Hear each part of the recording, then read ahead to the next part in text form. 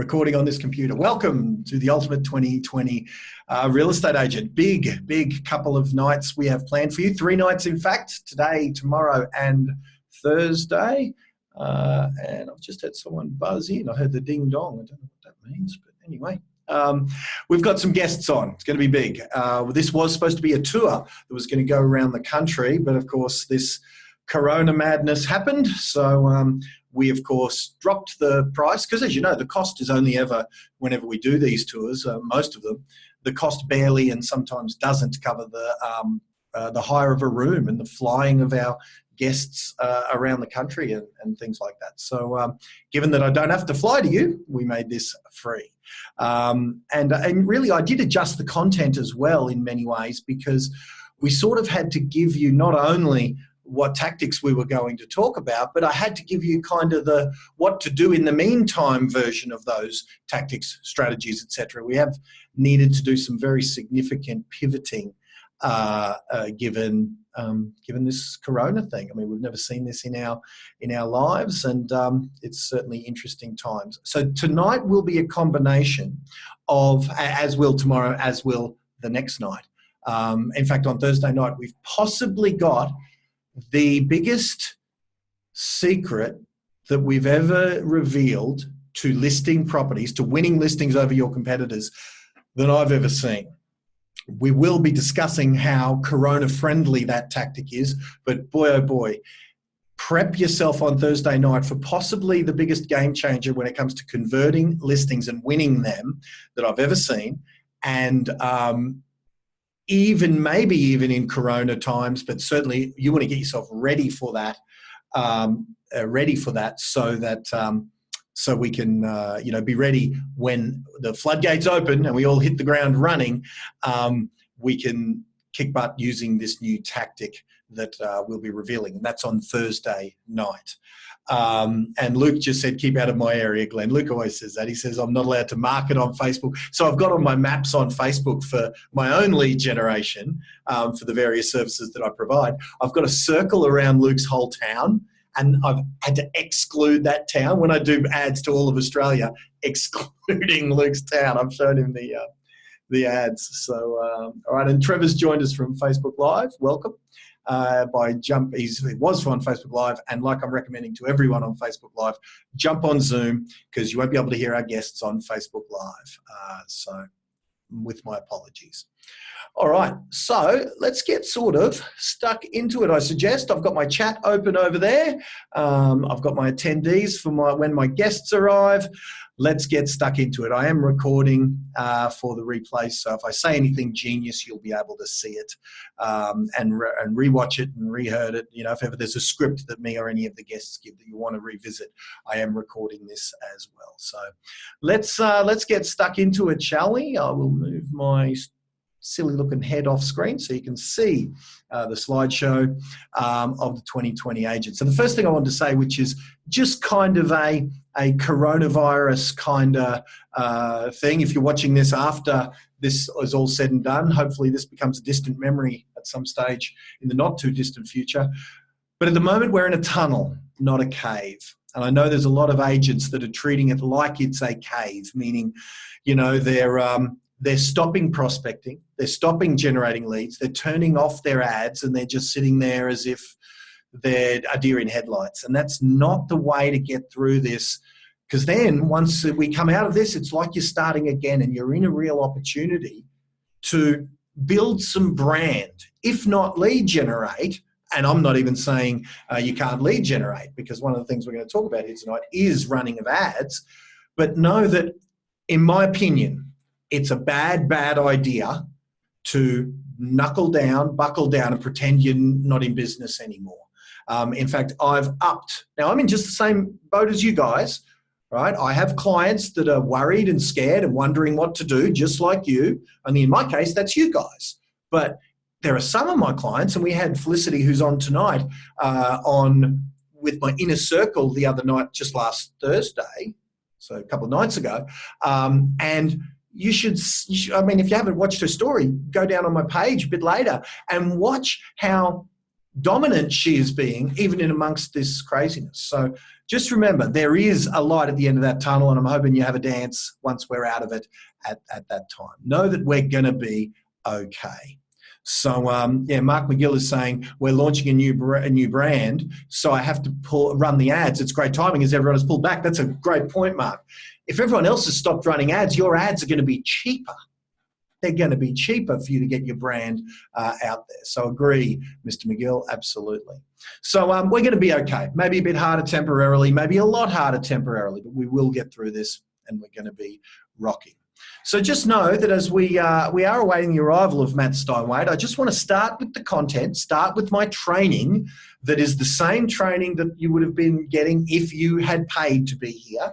And know that I'll kind of interrupt myself whenever our guests arrive because they are donating their time to give it to us. So first thing is just know that success isn't going to happen randomly. You know, it's not going to come and beat you on the head by chance and knock you on the door and say, knock, knock, hey, have you been looking for me? Yeah, it'd be great. You know, no, you're going to make it happen now more than ever. So many agents over the course of the years want a simple solution to the relatively complex challenge that is this real estate industry. And there is no magic pill. It's about 16 magic pills that you've got to take in the right, it's a recipe, you've got to take it in the right volume, you've got to do a whole bunch of different things. And when I say 16, I'm just pulling that rabbit out of my bot. You know, it's a complex, layered approach that is the solution to the challenge of getting to be number one in your area or getting to be dominant or hitting your goals or earning a multiple six-figure income or even a seven-figure income. Know that that's a complex challenge, and don't think that one letter, one ad, one marketing campaign, one idea is going to be the way that you earn. You know, in some cases, many of our guests that are on here are enjoying seven-figure or multiple seven-figure revenues and even seven-figure take-home incomes. So do you really think that that's going to be, oh, here's a phone script that's going to kick butt for you? Off you go. Oh, here's a flyer drop or a price drive letter that's going to get. No, it is going to be a complex matrix that is going to get you where you want to be, and it's not going to be a simple solution. And in my opinion, the reason more agents aren't kicking butt, the reason we have a 9 out of 10 fallout rate across this industry is because agents aren't willing to do the complex things that they need to do to be more successful. So the biggest secret, in my opinion, is the ability to turn marketing weapons into leads and then from leads into listings. So we've been working on this issue for years now, for the better part of 10 years. And, and we believe we've cracked it. So before Matt gets here, I want to just sort of talk to you about these two principles, is that this is the formula. These are the principles to get you to kick butt. It's a combination of maths and psychology. It all breaks down to that. It is really that simple. And everything that we talk about tonight is going to be within the context of this formula and one other one that I'm going to get to, frankly, the formula over the next 2 nights. It's going to be a combination of math and psychology. So let's talk about maths for a minute. What we want to sort of work on is how much does it cost to get a lead, right? How much does it cost to get a lead? Then, how many leads does it cost to get an appointment, a face-to-face appointment, or even an online appointment in current Corona world? Then, how many appointments does it take to get a listing? And how many listings does it take to get a sale? That is the maths of our business. Now, it's the maths of any business. You know, how many dollars does it take to get someone to walk into a retail store? How many walk-ins does it cost to get a purchase? What's the size of the purchase? And, you know, the maths is the same thing for everyone, for every business. The beauty of our business, of course, is a sale is on average, depending on your area, of course, somewhere between $8,000 and $30,000 is what the end game is for your efforts. So let's break that down. For example, say it's $25 to get a lead in whatever way, shape or form you might be doing. Again, over the course of this training, we are going to be showing you my ads manager, because our VIP clients for this training, they paid a little bit of extra money to get on this web training. They got a whole bunch of extra bonuses, including I'm going to get in there and fix their social media. They're going to get a Pimp My Social session. But on top of that, I'm spending money to get them leads. Their ads are running right now in their various areas. So let's just say it's $25 to get a lead. And it takes you 4 leads to get into an appointment. And say it takes you 3 appointments to get a listing. Now, I'm being quite conservative with that one. I'm sort of saying I would suggest that is quite a conservative amount. And let's say it takes you 2 listings to get a sale. That means half of them fall over or decide you're no good and go to another agent. I think I'm being quite conservative when I say, only half of your listings sell and only a third of your listings you win when you're face-to-face with them. So I think I'm being pretty conservative with these numbers. And let's just work out the maths. If it's $25 to get a lead, and that example before it was 4 leads to get an appointment, then that's $100 in advertising to get an appointment. And say you win 1 in 3 of your listings. That means it's $300 to get a listing, plus about 2 hours of work. Actually, no, it's 2 hours for the one you won. You're probably going to have to do 2 hours for the 2 you didn't win as well. So granted, that's probably 6 hours of work. And then if you only sell 1 in 2 of your listings, then it's $600 in advertising expenditure, being conservative, to get maybe on average a $10,000 to $15,000 commission, plus maybe about 10 to 20 hours of work on your part. So there's the maths. Tell me that the maths of this industry isn't phenomenal, because it is. The maths of this industry is amazing. What's hard in this industry is the psychology. And I didn't want to bring up any example of maybe not so flash ads. I did see this one in America. I don't mind, bagging out a little bit, even though, you know what? I actually kind of like this one. But Rod's saying he never sleeps. 24 hours, 24 years. Look, I kind of still like it. But you've seen, all you have to do is look in your junk mail for a week or two to see some examples of not so flash psychology when it comes time to real estate advertise. Okay? So what we're here to do, what we're here to fix for the next 2.5 nights, 3 nights, is to fix your psychology, because we know that the maths of our industry is phenomenal. So that's what we're going to talk about. All right. So we're going to talk about a lot of principles. Okay. So we're going to talk about strategies based on those principles. I want you to keep this slide in mind. If you can screen grab it, do so. If you can take some notes, do so. You'd be real smart to be watching this on a laptop with pen and paper, not on your phone driving, or if you're allowed to. You'd be real smart to treat this like a lesson, with pen and paper, take notes. So Principles never change. We have strategies that are based on those principles that you're going to hear from over the course of the next 3 nights. Tactics that are based on those strategies that are based on those principles, right? And Nomi just gave me the 5 minutes till Matt sign. So we have principles, strategies based on the principles, tactics that form part of those strategies that are based on those principles. Then we implement. And you're going to see firsthand, you're going to see implementation done in 6 or 7 VIP ticket holders. We've actually got ads running in their area. And I had a look before I started this live stream.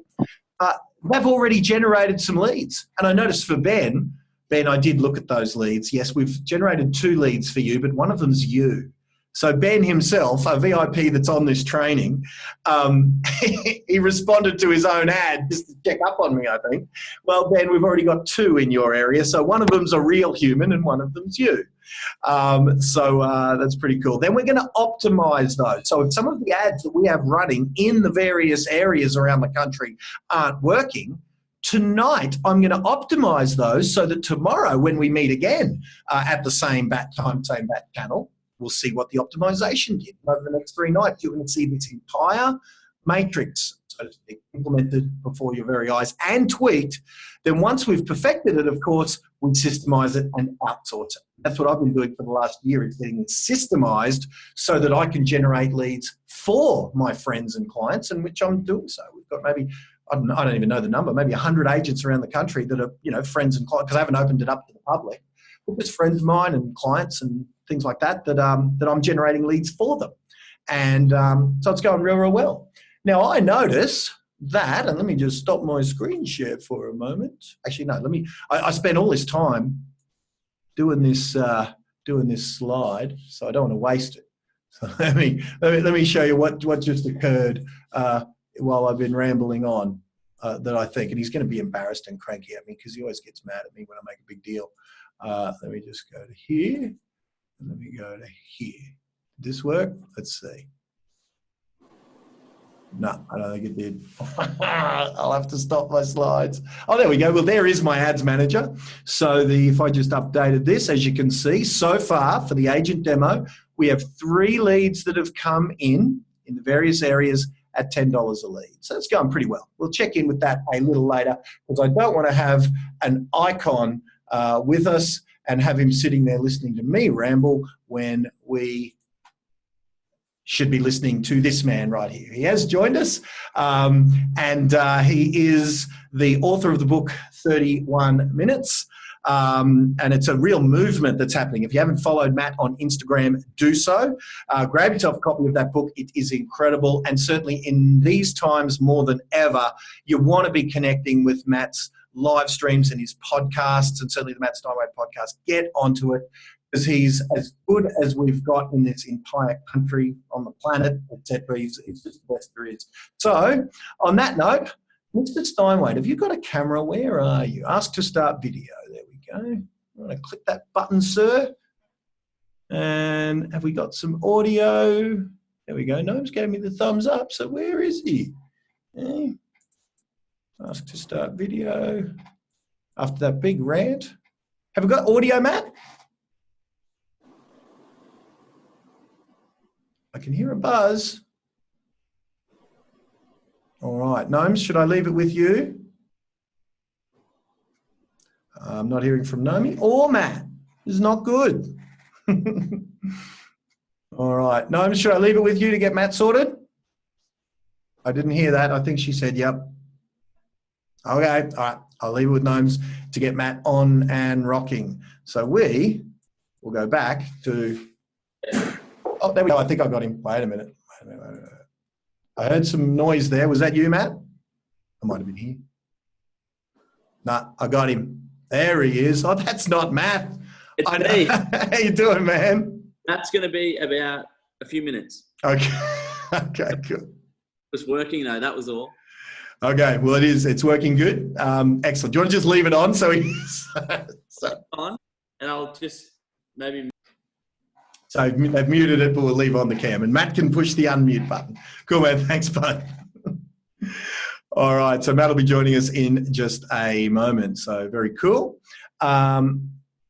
So I'll just give you a rundown of what we're doing while we wait for the great man.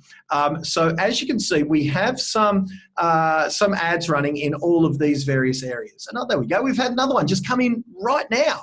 So it's Michelle Lockwood up in Scarness. So 2 leads have come in there, and heaven forbid. Now, remember what our mathematical guess was before. It was $25. Well, so far, $2. Not bad. Now, this one here, Ben, it's not $2 because one of them is Ben, right? So if we go down to the ad level and we click on this ad, this is how, when you're getting leads from Facebook, one of the ways you can get them off Facebook is it gives you a CSV file that includes a name, an email, so that's Ben. This is Ben. This is Ben responding to his own ad, right? But when we go through this, what you'll notice is we ask for a name, an email address, a phone number, a suburb, and a multiple choice question that says, are you looking at selling in the near future? And Ben has chosen the no, just interested in what the market is doing. But the other 2 options are maybe, but for now, let's just start with the report. And yes, so rush me my report ASAP. So what you can see in the various areas is, now that one there, that's Ben himself. But this one here is a real consumer in his area, and I've already checked it. It cost, heaven forbid, $1, right? So now, on average, as you can see, when we've been generating leads for about a year now under this lead generation program here, you'll see that we've generated over 1,000 at an average of $22 per appraisal lead. And that's name, that's email address, that's phone number, and that is an answer to the multiple choice question, are you selling? So it's pretty darn good mathematically. It works good. And that includes some of the ones where we're still figuring it out. So that's the total, right? So not too bad. And certainly what we found even in the last month, let's have a look at the last 30 days. In the last 30 days, you'll see that the price per lead hasn't gone up that much. And we've been in the middle of the worst psychological crisis that the planet's ever been through, and yet people are still interested in what they're doing, with the value of their homes. So just know that, this is what we'll be going throughout the course of the 3 nights, is what the ads are.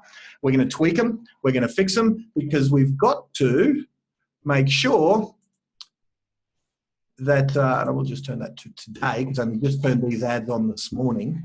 So yeah, what's going to happen here is Troy, and that's Melita Bell, I believe.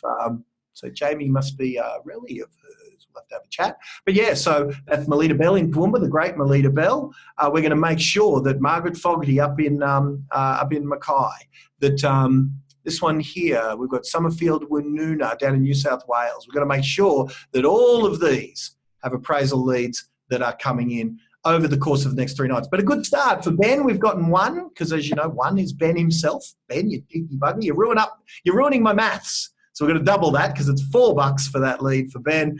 And Michelle, I'm trusting that they're both real and it's not you, Michelle, having a look. Oh, there's Matt. Let's stop sharing and stop talking about mathematics, and let's start talking about how we can stop panicking. So Matt, I gave you the big intro. Hi. I'm glad you weren't on when I was banging on about how awesome you are, because you hate that rubbish. I do. I hate it very much. You missed it. So there you go. It's perfect. I can just say, hey, Matt. That's the way you like it. Quickly sending a message. So, yes. Okay, cool. Everyone, stop texting Matt. He's got some work to do, all right? All righty. So, for those of you guys who don't know him, please follow him.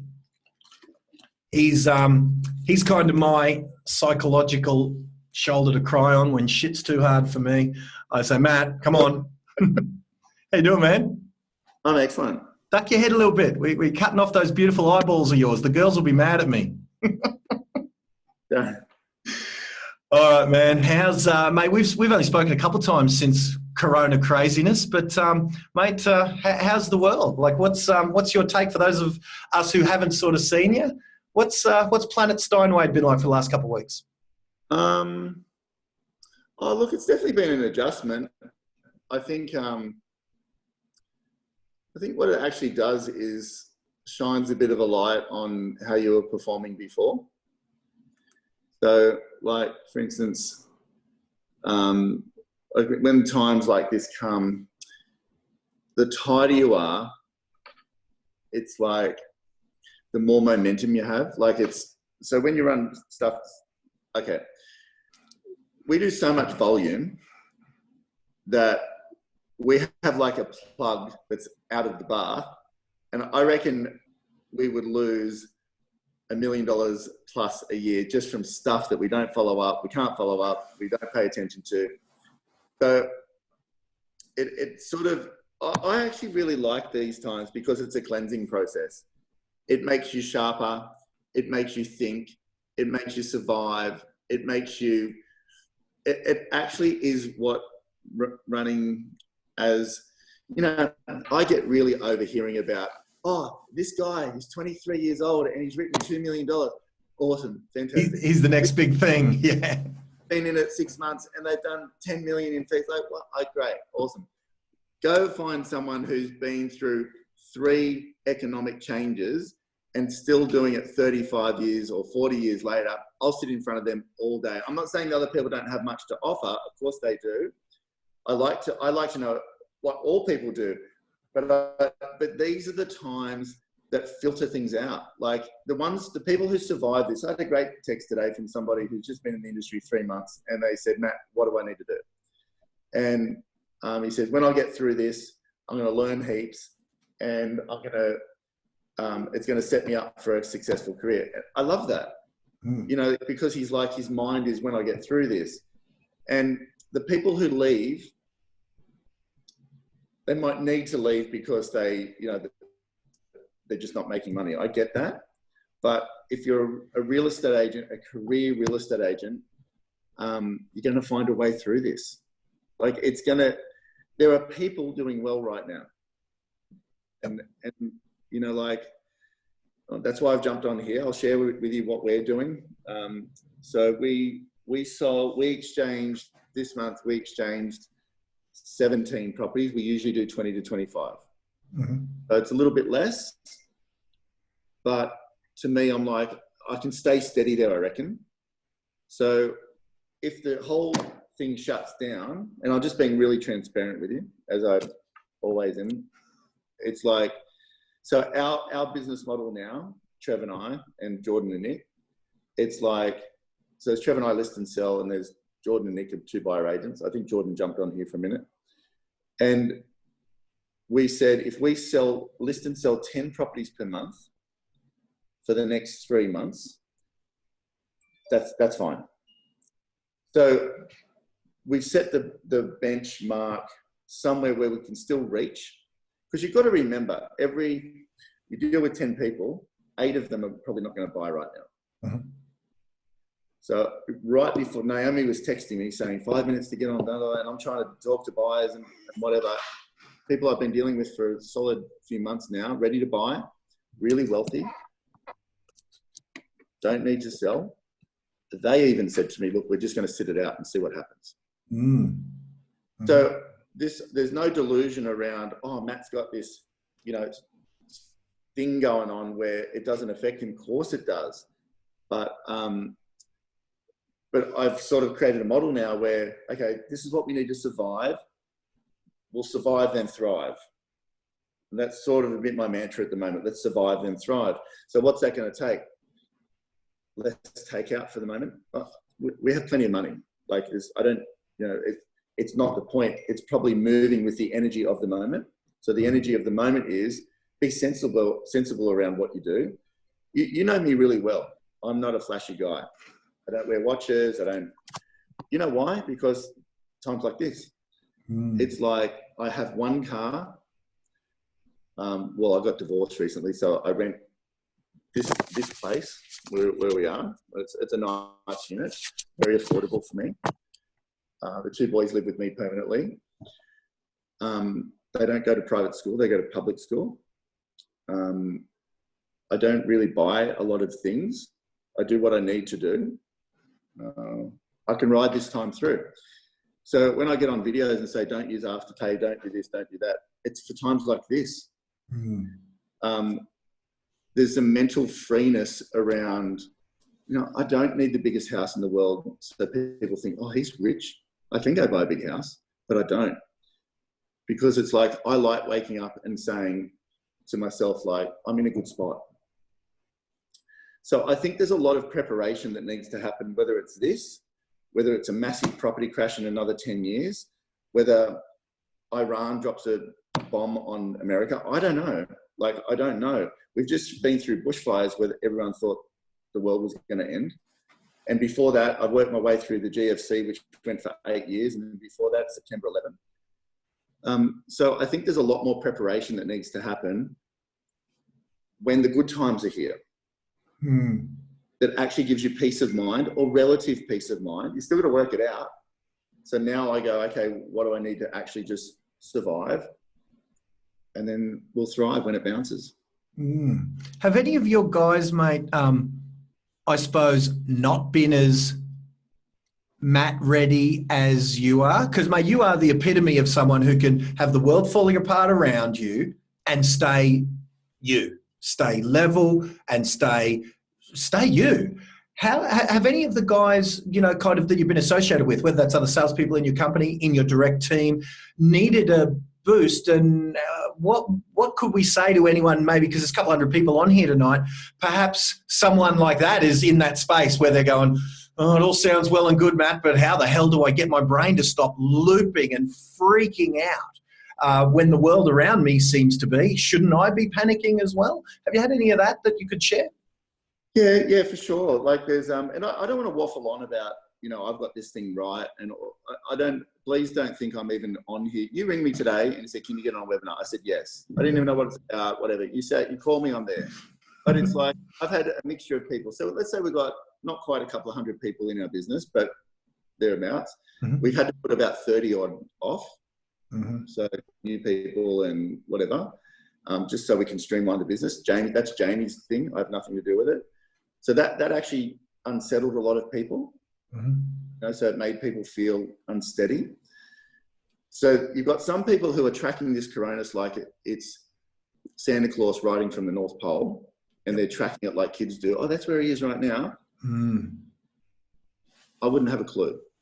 And I'm being very honest. Like I would not have a clue. I don't know where it's up to. I don't know the death rate. I don't know whatever. All I know, when Scott Morrison was on the other night, I turned it on because someone texted me and said, Scott Morrison's on. I watched it for 2 minutes. I turned it off and texted Jamie and said, just give me a rundown when he's finished.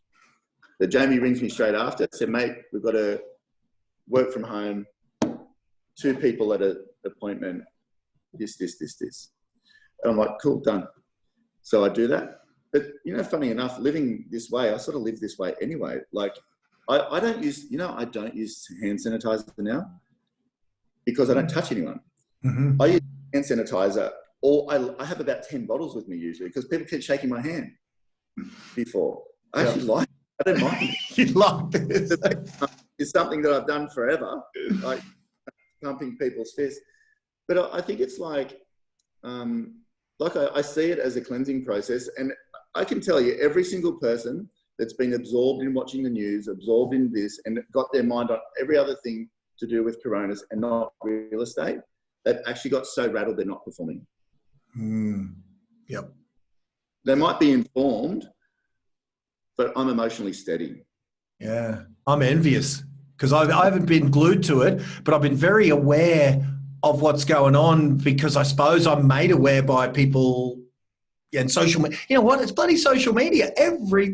I'm envious of maybe that. I wonder if there's some secret in that. Is just turn the thing off. But then you've been like that for years. This way, right? What's our job? I'm just turning some lights on. What's our job? Our job is to perform. What do we do for a job? Honestly, we help people find a house, and we help them emotionally along to part with their money based on an owner's expectation. We are in the business of emotional control. That's what we do. We in a negotiation, great negotiators do not get rattled. They might feel rattled a little bit inside, but they have a mechanism, confidence, understanding, space. They have a mechanism that helps them stay steady. Do you get it? For sure, yeah. It's different now. We're like negotiating within ourselves at the moment because we've got restriction around us. So I automatically go to which way am I going to lean? I did a video on this today. Which way am I going to lean? Am I going to lean into solution? What can I do? Or am I going to lean into disaster? Everything's not working.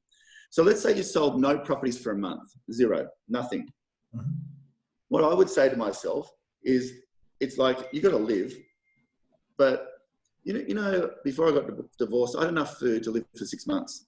I bought food storage for so long. Shelley threw it all away when we moved out. But she rang me the other day. She goes, "When we do this food storage, I'll just throw it out. I don't have space to put it here." But it's like there's power in preparation. You know, there just is. And people are going crazy over toilet paper. Like, go to the service station. There's tissues there. Like, I just go to there and buy milk and tissues. I walk in every day, or every other day, I just buy 2 boxes of tissues for the thing. I don't get caught up in the whole thing.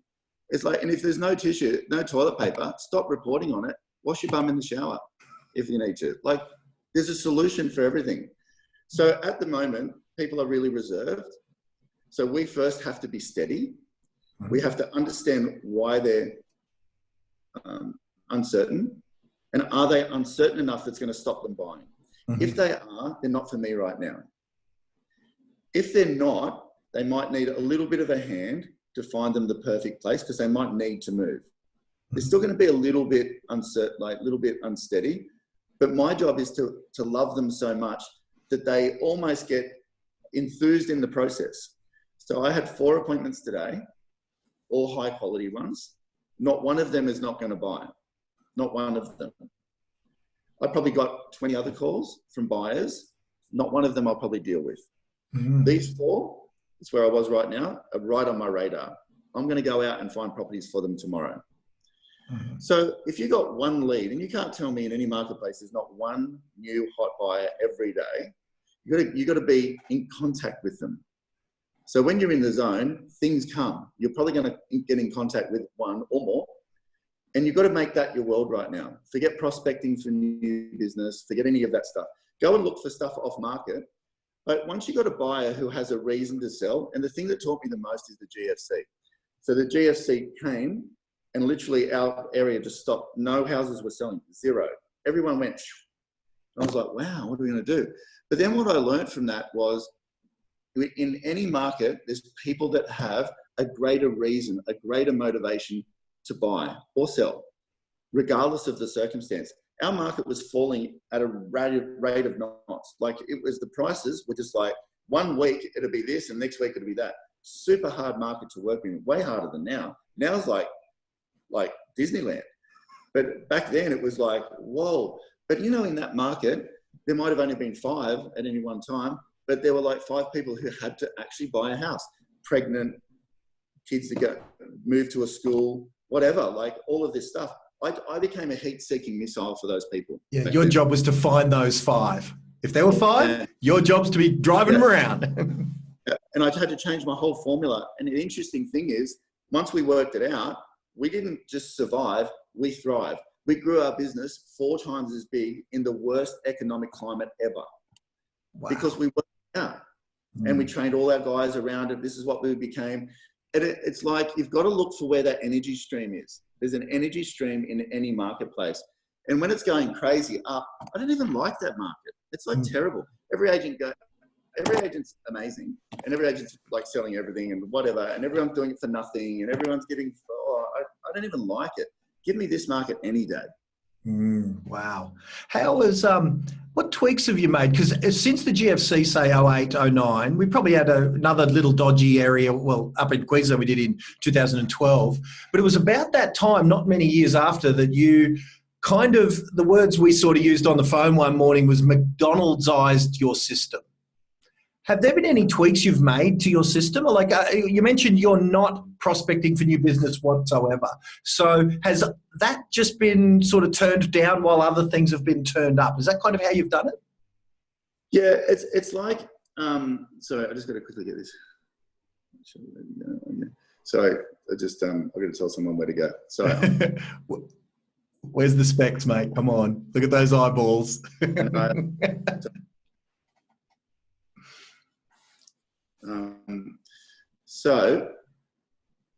Sorry, mate, I apologise. So not where to go as in go like sort off, but as in directions of how to get somewhere. There you go. So ask the question again. I apologise.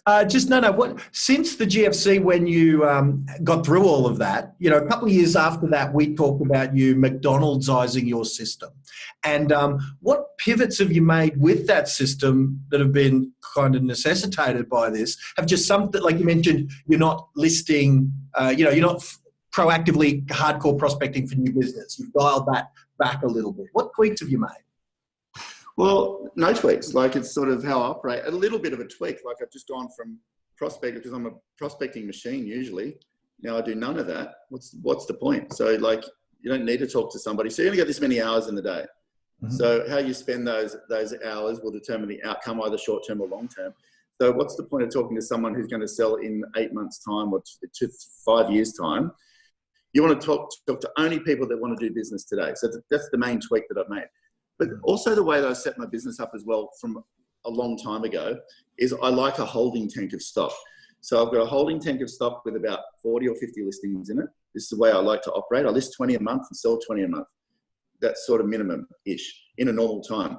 So it's the holding tank of stock takes away the panic of going, I've got to go find a listing. So when an agent operates on, they list 5, sell 5, or list 5, sell 3, they're constantly like in this anxious panic mode of they've got to go out and find a listing. You don't go out and find listings. That's ridiculous. Because people, sure, you can go on prospect, you might find a lead and that you might luckily find a listing. But if you said to me today, go out and list something, well, why the heck would I go out and list something? Yeah. It's a relationship game. So the whole reason for door knocking is you go door knocking and then you're introducing yourself to someone, then you're going to build on that relationship with constant contacts to get to a point that one day you're the agent of choice 5 years down the track. So I think that's where a lot of sales managers have it wrong. We should be prospecting for relationships, not prospecting for leads. It's too much pressure. So the model is have a certain amount of listings that's your target. Some aren't always going to sell straight away, but you've got to make sure you're building a holding tank of, say, let's say you list 5 and sell 5 a month. You want a holding tank of about 10 listings that you build over time, that you play with.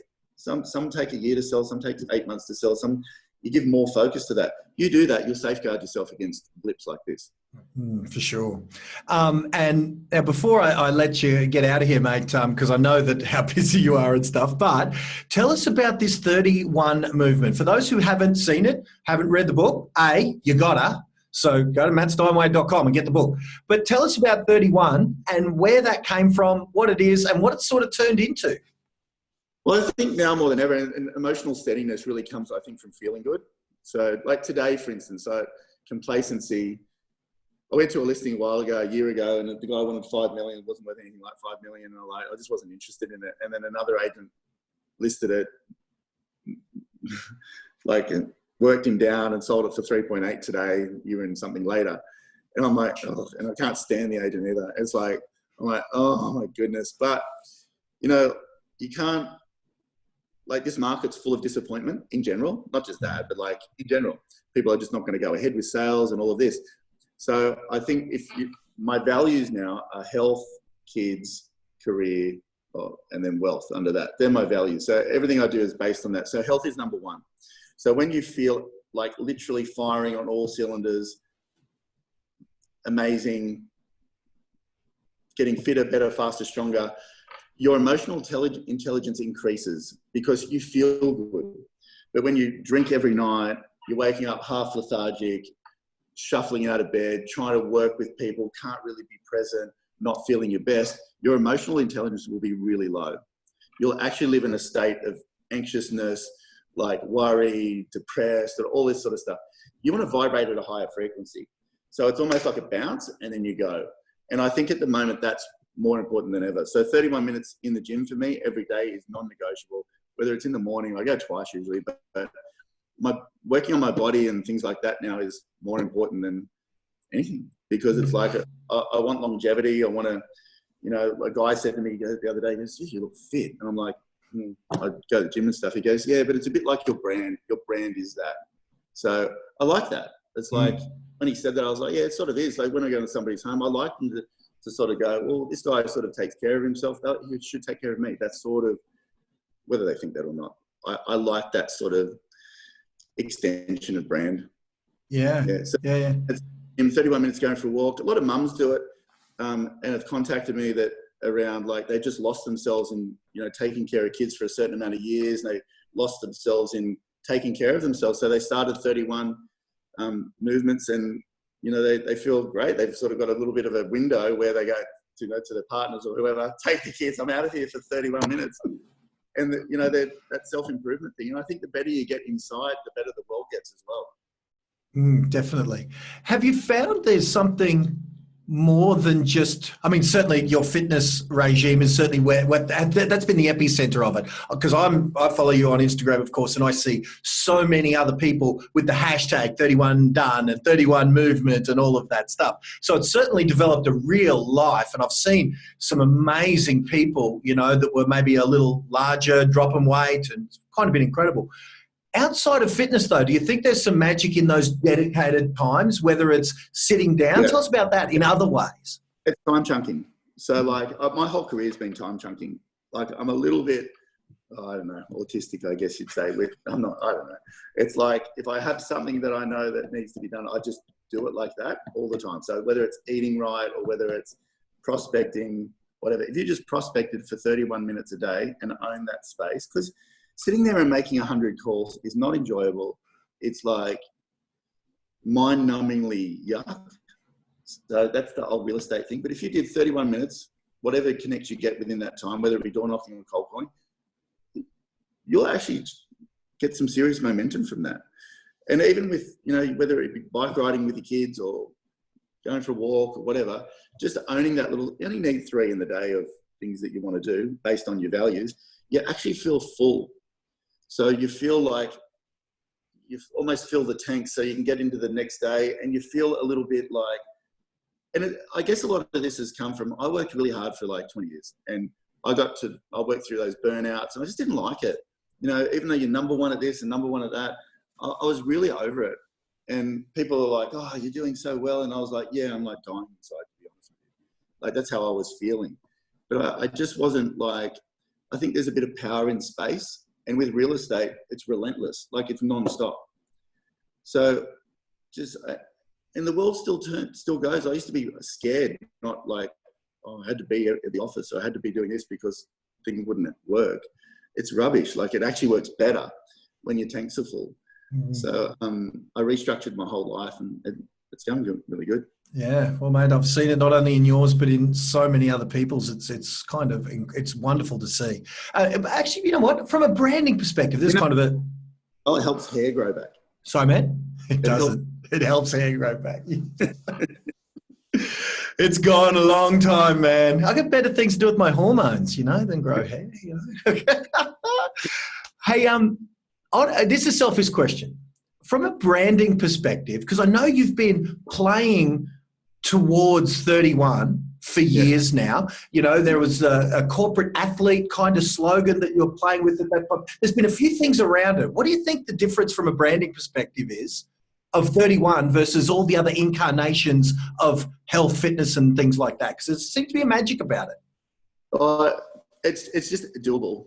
Like, everything I do is easy, doable. It's like, it's sustainable. If something's too hard, people don't sustain it. It's like doing these 8-week challenges. Like, I know they're there, and I just don't think that they're sustainable because it's not a lifestyle decision. It's like a moment decision. And I know you can do them, but there's something really good that it's easy and you can make it a part of what you do every day. And that's the key. Like, it's literally got to feel weird if you don't do it. Once you get to that zone, you'll do it every day. And I think that's why people like it. It's a really easy amount of time to manage. Because I go to the gym, if I'm there much longer than that, like, I'm like, it's like in the gym, like, I'm a bit over it. And I don't know if it's like ADD, I'm not sure, but I can do that. I can do short bursts, and yeah, I can stick to it. Man, awesome, bud. Well, man, tell your team thanks for loaning you to us for a little bit on this, man. It's refreshing, I think, more than anything, to hear this attitude in amongst a country that's maybe less than this. So I've got to find a way to kind of clone you, and then we'll be just dandy. Yeah, can I say one thing before we go? Of course, bro. That's really panicking right now, and I really get it. But what they need to do is they need to find a couple of people who have been through it, things like this, and they need to just listen to them and then almost follow what they do. They need to shield themselves from all of the negative stuff I know we hear that a lot, but I mean, do it. Like, don't look at your news feed on your phone. Don't read any stories. Don't look at the news. Don't talk to people about stuff. Just get on with doing what they can do right now, and I'll guarantee that they'll do okay, and this will pass. Yeah, beautiful, mate. Well, it has to, because we aren't gonna give up the ghost. So, man, thanks, bud, for jumping on. I know that if you're doing one-on-ones, you must be under the pump. So, mate, thanks again, and we're all here for you. And guys, follow Matt Steinwede on Instagram. Check out all of that 31 craziness. And can they get a copy of the book? I know you don't want to sell it, but can they get it at your on your thing, can have it, just send me an email and I'll send it out to them. Okay. I don't know if you heard that, guys, but there you go. I almost hope you didn't, because he'll be inundated with emails. That's awesome, man. Thank you, bud, for that. Much appreciated. Yeah. Matt Steinwede, folks, what a champion. If you didn't catch that, the freaking legend said email him. Oh, sorry, Matt, say again. He was telling me to shut up. That's what he was doing. I know it. Send him an email and mention that you're on this webinar and he'll send you a copy of the book. That's what he was saying just at the end there. So what a freaking champion, eh? Free copy of Matt's book, 31. It is right here if I just share my screen. Just mention that you were on this web training and you will get a copy of that there book by just emailing Matt Steinwede. I don't know his exact email, but if you can, Gnomes, if you can put Matt's email into the what do you call it? Into the chat here, then that would be great. Yeah, what is Matt's email? I don't know, Nandana. If you could know me or someone, by the end of this training, we will get you guys who are on this live now, because we can tell who's on, we will get you a copy of Matt's book. All right, so Scott's on, but he's not a, I'm just going to make a, Gnomes, he's not a panelist. Okay, so Naomi's going to make our next guest a panelist. And while we do that, what I have to do is, first off, I'm going to check in and see how many leads we've generated. We have got 3 for Ben. There you go. 2 of them, if you remember, one of them is Ben. Well, he's not, I can't even see him in the... search. At the top. Scott Moore. Oh, Scott Lachmund. There we go. Why couldn't you? How come you did Matt then? Oh, okay. Oh, yeah, no, whatever. Okay, cool. So Scott Lachmund is here. Let me just get him on. Ask to start video, and you should be sweet, Scotty. But bear with me. We will get to you. There he is. Good, sir. Just give me a sound check. I've unmuted you. 3. There you go. He is with us. All right. So Scott Lachmund is with us. We're going to get to, we're not up to his content yet, but if he's here, he may as well sit in and give us some commentary. So we're just checking in, Scott. We've just finished with Matt. I don't know if you saw Yes. the great man, Mr. Steinwede. And in between people, what we're doing is showing the gang, you know, that throughout the course of this web training, we are running ads in various areas around the place. Ben already has gotten 3, but that's actually 2. Because Ben himself responded to the ad to be a sneaky little bugger, and he messed up my numbers. So if it's $5 divided by 2, it's $2.50 per lead. So happy Glenn. Michelle's got 2. I started these at lunchtime today, Scott. And if you remember, actually, Scott, just tell us, because your company was one of the first companies I did this with. Give the gang a little, and we will get to formal intros of Scott Lachmund in just a moment. But Scott, give us a take on. You were one of the first people to see me do this. Tell us what happened when I went to your office. Yeah, so we had a training session, private session. 12 of us Maybe in a year ago. Yeah. Yeah, about a year ago, mate, when this was first getting out of the ground, and I was more than happy to be a guinea pig. And yeah, just within a couple of hours, I saw the responses myself, and I was going to mention a couple of notes about it. But yeah, no, it's pretty easy, mate. And I just sat in for the whole session with Matt, and maybe I've been following him too long, because everything he's doing, I've done or followed. Nice, mate. So it was awesome. But one of his messages, just let Facebook maybe prospect at the moment, while you get on with dealing with immediate buyers. So your system of the prospecting, etc., via Facey, it's a good option for the moment, so you can concentrate on other things. Yeah, certainly. So let me just bring back my screen so I can go back to your slides. I'm going to whiz through the principles. Okay. So just stick with me on this, Scotty, because this is where we left off when Matt joined us, is we were talking about, I'll bring up the chat also so I can see anyone's comments and things. Okay, there we go. All right, come on, you. There it is. Okay, so chat, and very cool. All right, excellent. And so just reminding you guys, there you go. So Naomi has put Matt's email in the chat there, so you can email Matt for a copy of his book. Just mention that you were on this training, and Matt's going to send you a copy of 31. What a bloody champion, eh? There you go. All the reasons to come and hang out with me, because we get free stuff. I love it. Very cool. Alrighty, so this is where we left off. So the 4 categories of a post on social media. Now, here's the critique that I absolutely will add to what Matt said. My belief is we definitely need to be doing posts on social media. We need to be advertising on social media. But I love what Matt said about protecting yourself from the timeline of social media. Now, by me giving you this advice and by me saying that Matt's advice was good, it affects me, because guess what I do? I advertise to you guys who are sitting there scrolling through your timeline. Some of you guys came to be on this training because you were scrolling through the timeline and you saw some ad of mine or whatever the case may be. But know that while ever you're sitting there scrolling, A, you're the product that Facebook is selling to me, and B, it's hurting your brain. Like, it is literally hurting your brain. I loved what Matt said about he got someone to give him the summary. All right, no auctions, no open for inspections, one-on-ones, you got to work from home. Great, he's got it. He's got everything. So, oh, she's a good woman. I'm not supposed to do that, though. All right. Look what you did, Scott. I don't know if you can see my little screen there, but, oh, it's green screen, so it's invisible. There you go, look at that. So I'll stop my sharing. Look, see, it's green screen. See, it's invisible, this thing that I've got. You can't see it. See, it's great.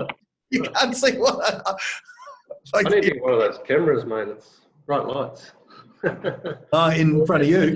Case, can I have a... there you go, Scotty. Cheers. Here's to you, mate. Thanks for jumping on, my friend. All right. So that's my cautionary tale. Don't be the product, but be the user of the advertising mechanism, no problem. So let's talk about it. So first off, the 4 categories of a post, or really of any advertisement, certainly on social media, these are the overarching category that every post should fit into one of these 4. So category number 1 is sharing with your marketplace what you do for a living, right? So making sure that there are posts that you put up that you use paid Facebook advertising at 1 cent per impression to put your ads into the news feeds of your consumers. Category 2 is proof that you're amazing at category 1, right? So evidence, proof that you're great at category 1. Category 3 is posts that showcase that you're real, you're raw, you're human, you're authentic, you're a person, right? That's category 3. And category 4 is to be able to generate a lead. And some posts can do combinations therein. So that's what I want you to be on the lookout, that as we give you example after example for the rest of the nights that we're doing this, we've got a couple hours left to go, depending on how much time Chris Gilmour can give us, because after Scott, Chris Gilmour is joining us. Scott's got some examples and things that we're going to talk about, some strategies and things. We've got those lead generation ads that I'm running right now that over the course of the next 3 days we're going to be showing you. So, but everything will fit into one of these 4 categories. And if it doesn't, then we need to probably really consider whether or not we should do it. So, but here's the thing with the tweaks based on the coronavirus. This might be, see, this is a graphic EQ from a mixing desk, right? I'm showing my former musicianship, or I wasn't even that bloody good at it, but I was good enough to get paid. So if this is a normal mixing desk, and this is category 1, posts that show what you do for a living. This is category 2, proof that you're amazing. This is category 3, evidence that you're real, you're raw, you're authentic, you're a person. And category 4, generating of leads. If that's a normal mix, now I'm not saying your mix should be that. Scott Lachmund's mix is so much higher on the raw, real, authentic and that sort of thing that he can afford to do less of maybe some of the lead generation or maybe some of the, the proof or the listings or whatever the case may be. You'll have your own equalizer, so to speak. Right? But just what I'm suggesting is with the corona madness, I would suggest that this one here is going to get a bump. Now, if that means you've got to go a little down on the lead generation, now I'm not saying stop. I'm not saying stop, but I'm saying you might want to make some tweaks to your mixing desk based on this CV. This one here, your opportunity to put the real, raw, authentic kind of that sort of thing out there into the marketplace, your opportunity to do that is better than it's ever been before. Because the people out there are scared to death, then they're dying for this stuff.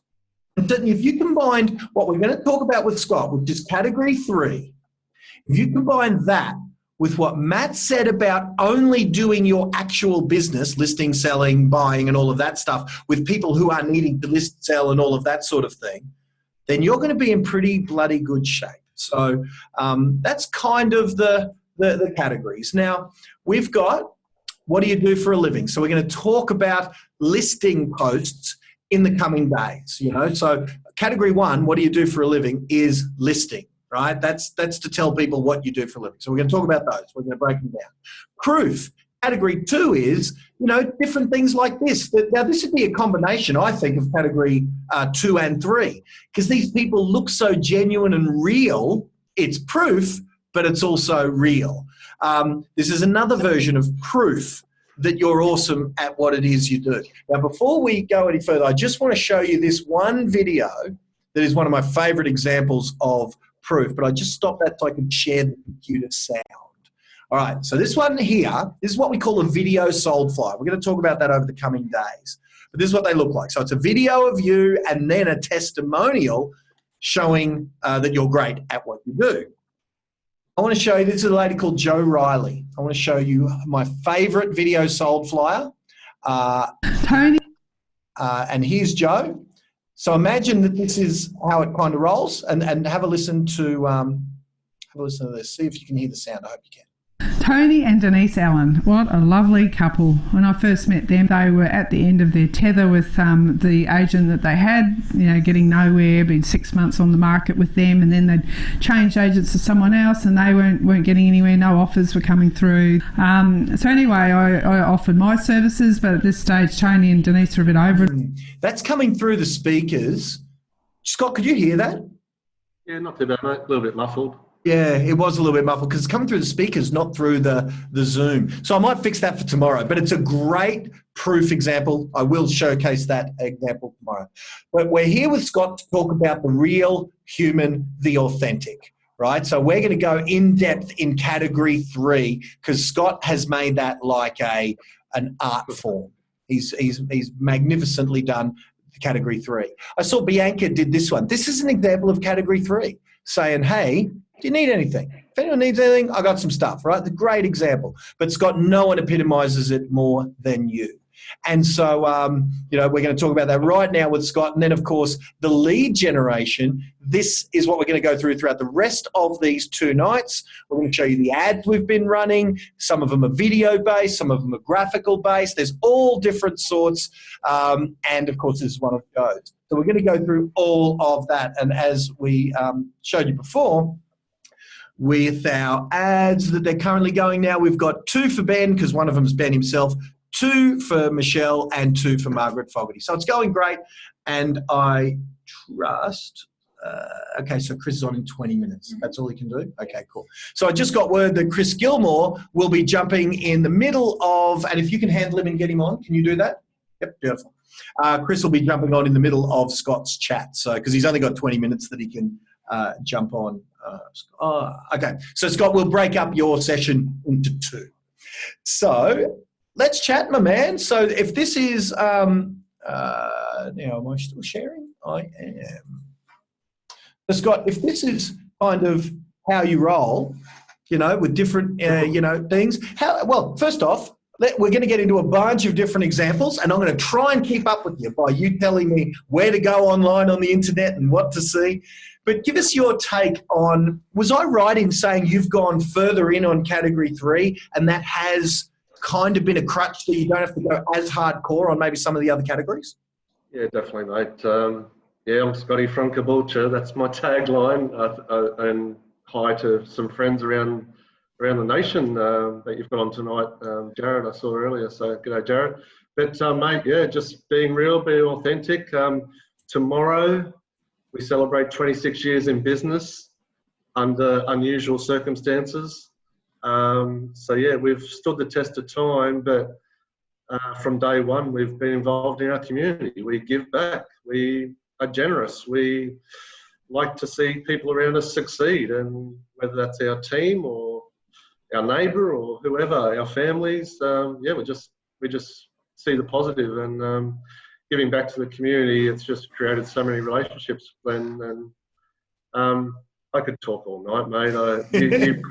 You prompt me because yeah, life's good, business is good. We're just in unusual times, and but there's some old photos on that slideshow, and that's exciting. I look pretty young and thin because I'm 46 on Saturday, and I don't look 46 in those pictures.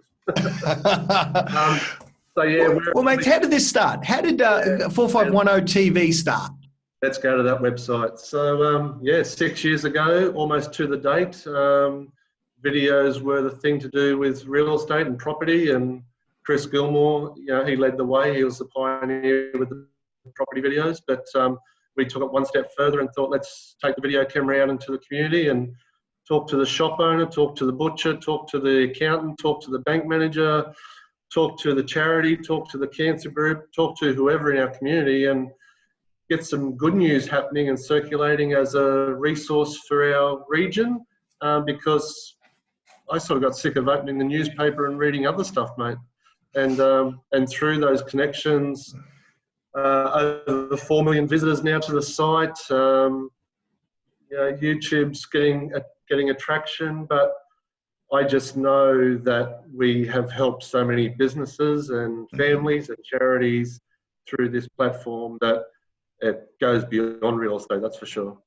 Yeah, well, that was going to be my question, is that the those that are new to kind of, you know, my world and certainly yours as well, would say, oh, what's this horses got to do with real estate, Scott? Or what's the Christmas carols got to do with property? Or what's, oh, don't worry about that. What's this Glenn Twiddle idiot got to There's 69 pages of this, Scott. And every page has got however many videos I'm scrolling through. Yep. And, you know, I'm just clicking on each one as we go. We've done 440 videos over 6 years. Wow. So, and most of them are that sort of thing, aren't they? It's community related. It's particularly causes or charities, and we looked at it as you know, as real estate agents, we're marketers, you know, and geez, even when I came down to Sydney to your Gary V event, what's that, 3-4 years ago now, 3 years ago, I'm sitting there nodding my head because Gary V said, you need to be a marketer, you need to be in media, you need to be in the online space. No one's going to sort of know you by handing out a business card. And so I adopted that method, and, you know, it rolled on to other things, mate. It's just crazy. You know, to be honest, the last quarter, the first quarter of this year, I've been busy with real estate, mate. I haven't had a chance to get out in the community as much as I'd like to, but I can turn that tap on tomorrow, and I know there's a story or something I can help someone with tomorrow. Yeah, for sure. So just going through it, when you saw Gary, correct me if I'm wrong, did you get to ask Gary a question? Like, did I give you the microphone? Because I know I gave someone the microphone. Yeah, no, not me, mate. I wouldn't have given it back to him. All I know is when they asked, it was like, you know, because again, the reason I thought it might have been you. I remember. Greg Vincent. Greg Vincent, New South Wales, absolute legend of the industry. I think I might have mentioned you to Gary then, because when I heard Gary's answer, literally he was describing what you'd done. Like, he was singing from the Scott Lachmund playbook. It was on point, but that was it, mate. And as I said on a couple of your occasions where you've invited me to things, as long as you're giving back from the heart, that's where my authenticity and rawness begins, and our family and our ethos and how we do business. As soon as you step into that zone, it's a whole new world of relationships and communicating with people. And they know you're a real estate agent because that's what I do for a job. But outside of doing that for a job, they know I'm a nice person, and I try to help who I can, you know. Tell me, Scott, we've talked about it before, and there's the principle of jab, jab, jab, right hook. That's one of Gary's, seminal foundational works. And that principle, of course, is give, give, give, like you're doing. You're giving to local businesses. You're promoting them for free. You're singing. You're giving to the community. Tell me about, can you go from, you mentioned just then from the heart. What would happen to this tactic if it smelt real estate? What's the difference? How do you tread that line where you know that there's a business outcome to it, but you've got to not expect that? But how have you sort of tread that fine line? Well, that's not how a relationship starts. You don't shake hands and say, "Give me your money." You shake hands, you build a relationship, you build trust, you build that economy of scale, or that reciprocal. I can never say the word. Law of reciprocity. You do stuff, and eventually someone's going to go, "Well, hey, that's Scott, and he sells real estate, and why would you go anywhere else? I know the guy." And I'm not saying that, egotistically. It's just, people can trust me, mate. I do good things.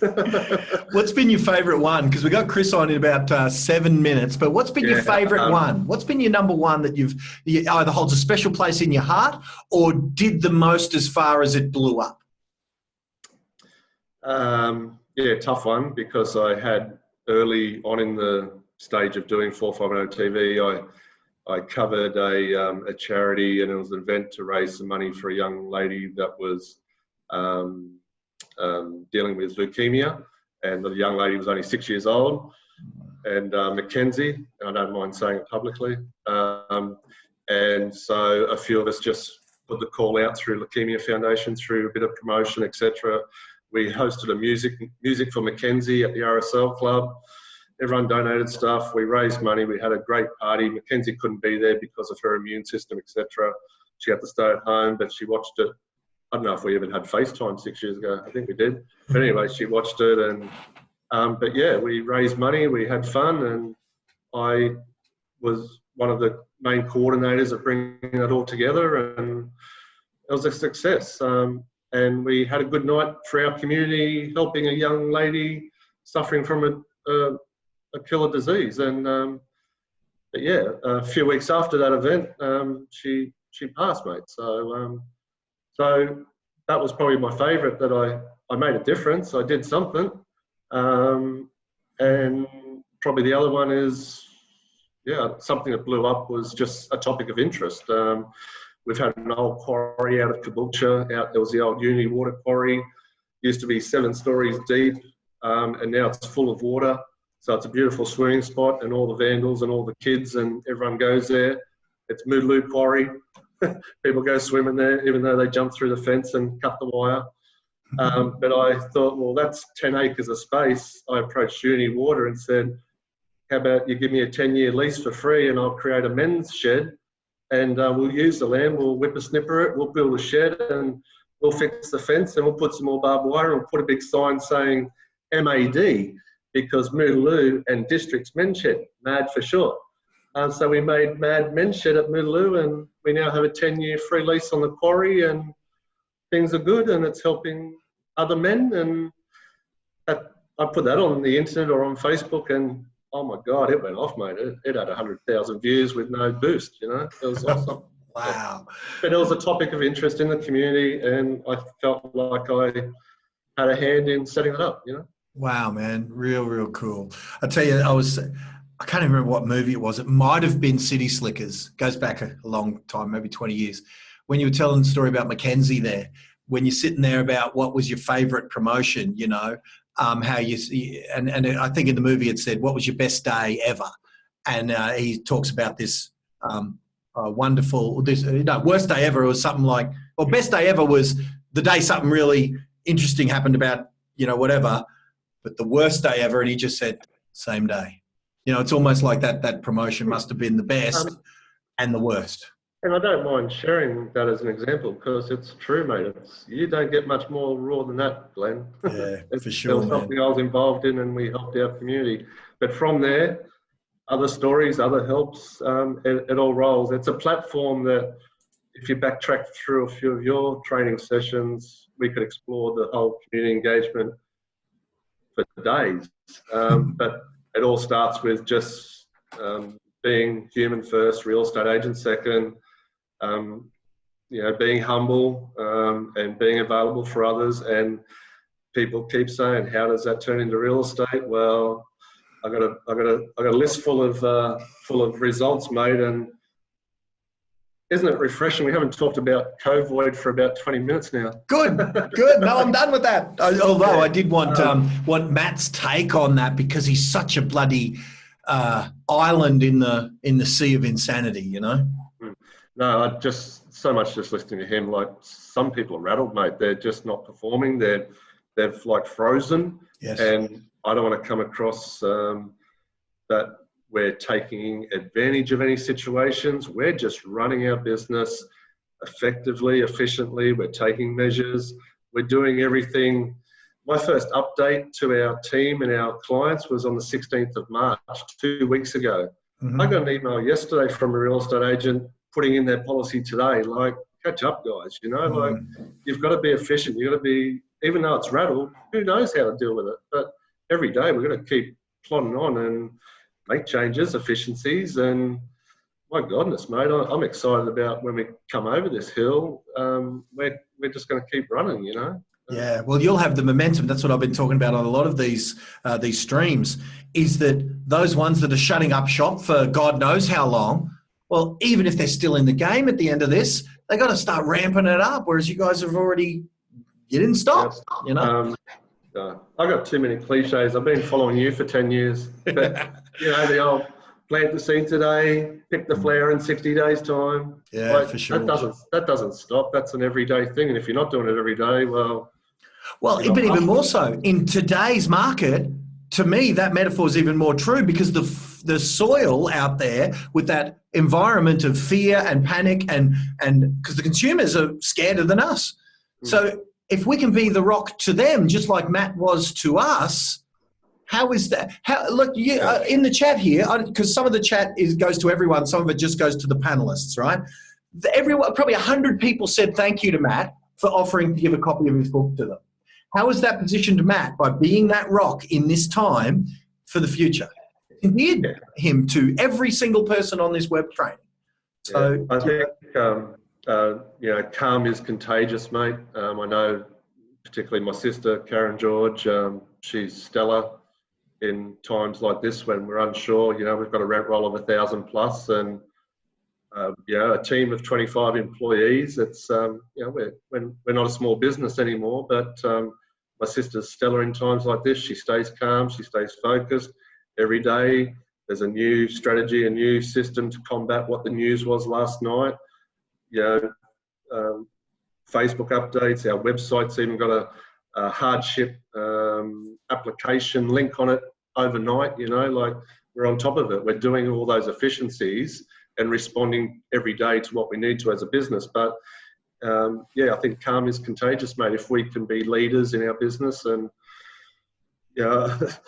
I got so many tricks for you tonight after Chris. Maybe, do you want to see what's in the Bible? Always, yeah. I'm still waiting on him. So while he's not here, give us something. Right. Give us something. Actually, before you do, I've got one question about, because I can't wait to dig into the Bible, mate. Because Scott, as you guys may or may not know, second generation. I've met his parents. They're amazing human beings, and I can't wait to hear what the Bible's taught Scott.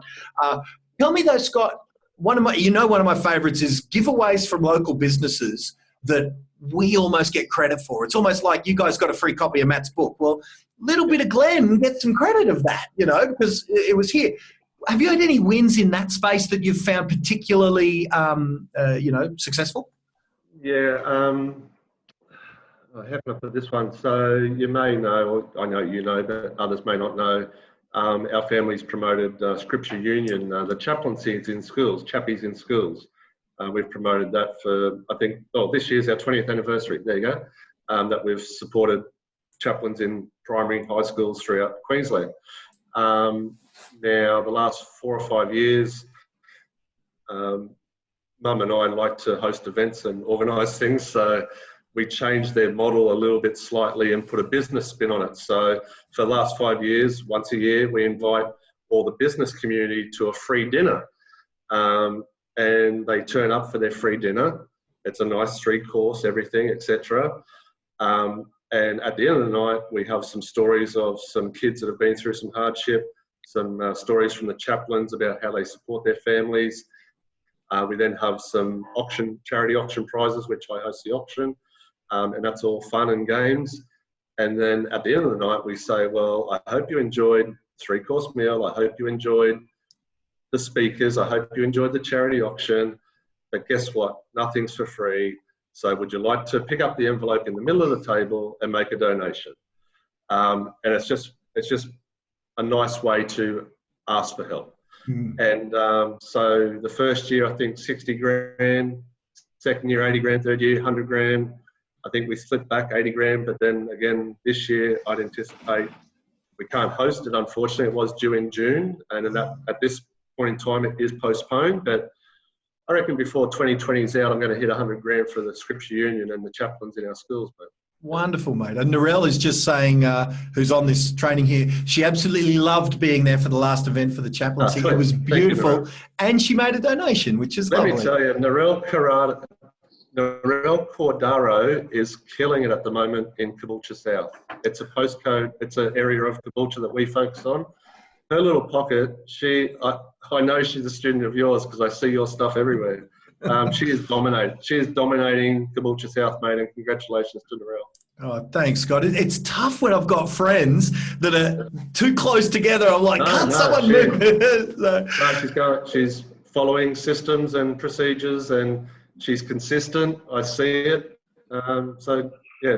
I'd love to do business with Narelle. She's always welcome at our office. Yeah. Wonderful, mate. And I get none of the credit. Naomi gets the credit. I may have some principles that they're following, but Naomi and her are working together magnificently. Now, I did just see Chris. Turn your cam on, my man. Come say g'day, bud.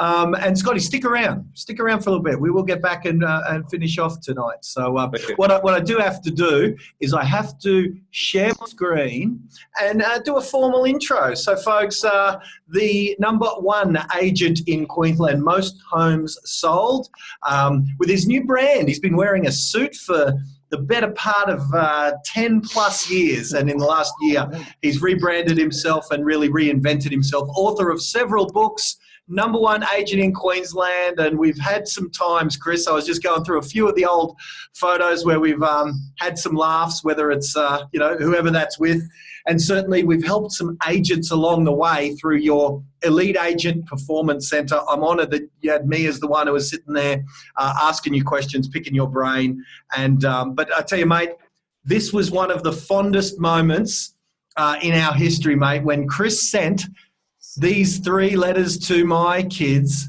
from Santa saying how, how lovely it was or whatever. It made especially the younger 2, Joel here, that he was glued to that forever. So, Mr. Gilmour, thanks for jumping on, my man. I appreciate it, buddy. How are you, man? Yeah, good, bud. Thanks, Scotty. Good. Hey, mate. Mate, you've got a little window for us. How you been? Been busy? Mate, yeah, just busy dealing with everything but real estate, to be honest. Oh, really? Okay. Yeah. Mate, we've had a few chats about dealing with some of this craziness, man. What's been, we had Matt on earlier giving us some, mindset advice and things. And Scott, we've been talking about, of course, how he serves the community to death and they love him for it. Mate, you're one of the perfect combinations, who sort of embodies everything that we talk about. Give us your take on, business in April, May, March, whatever, 2020. Well, mate, if we're all still talking here in July, then we got through it all. So it's today wasn't another good day for us, and yesterday wasn't a good day. Last week wasn't a good week. But mate, at the end of the day, that's the reality of the situation at the moment, unfortunately. My first slide was, we're going to get through it. What's your, what's on the good days? What's your take on how we're going to get through it? What are some of the principles and take homes that you give? Mate, to be honest, I think there's too much commentary around it. No, I don't think anyone knows. Agreed. I loved your post of listen to the PM, listen to the thing, Oh, and yeah, don't mate, I listen to was Karen thinking- on Facebook. I loved But, that. yeah, no, that was more of an attack to some people yesterday that they kept saying that we're going to be in lockdown, and they've got to stop talking that sort of shit at the moment. It's crippling. It's just all this talk's just crippling everyone, and no one's doing anything. And like we just really need to get on with it, to be honest. So I think everyone has opinions about it all. I'll keep mine to myself and stuff like that. And but it's yeah, if they're going to do something, they have to do it quick because they're bleeding everyone dry at the moment. How's so off that topic? How's the reinvention? Like we've seen a marked change in All Properties Group's branding and yours in particular.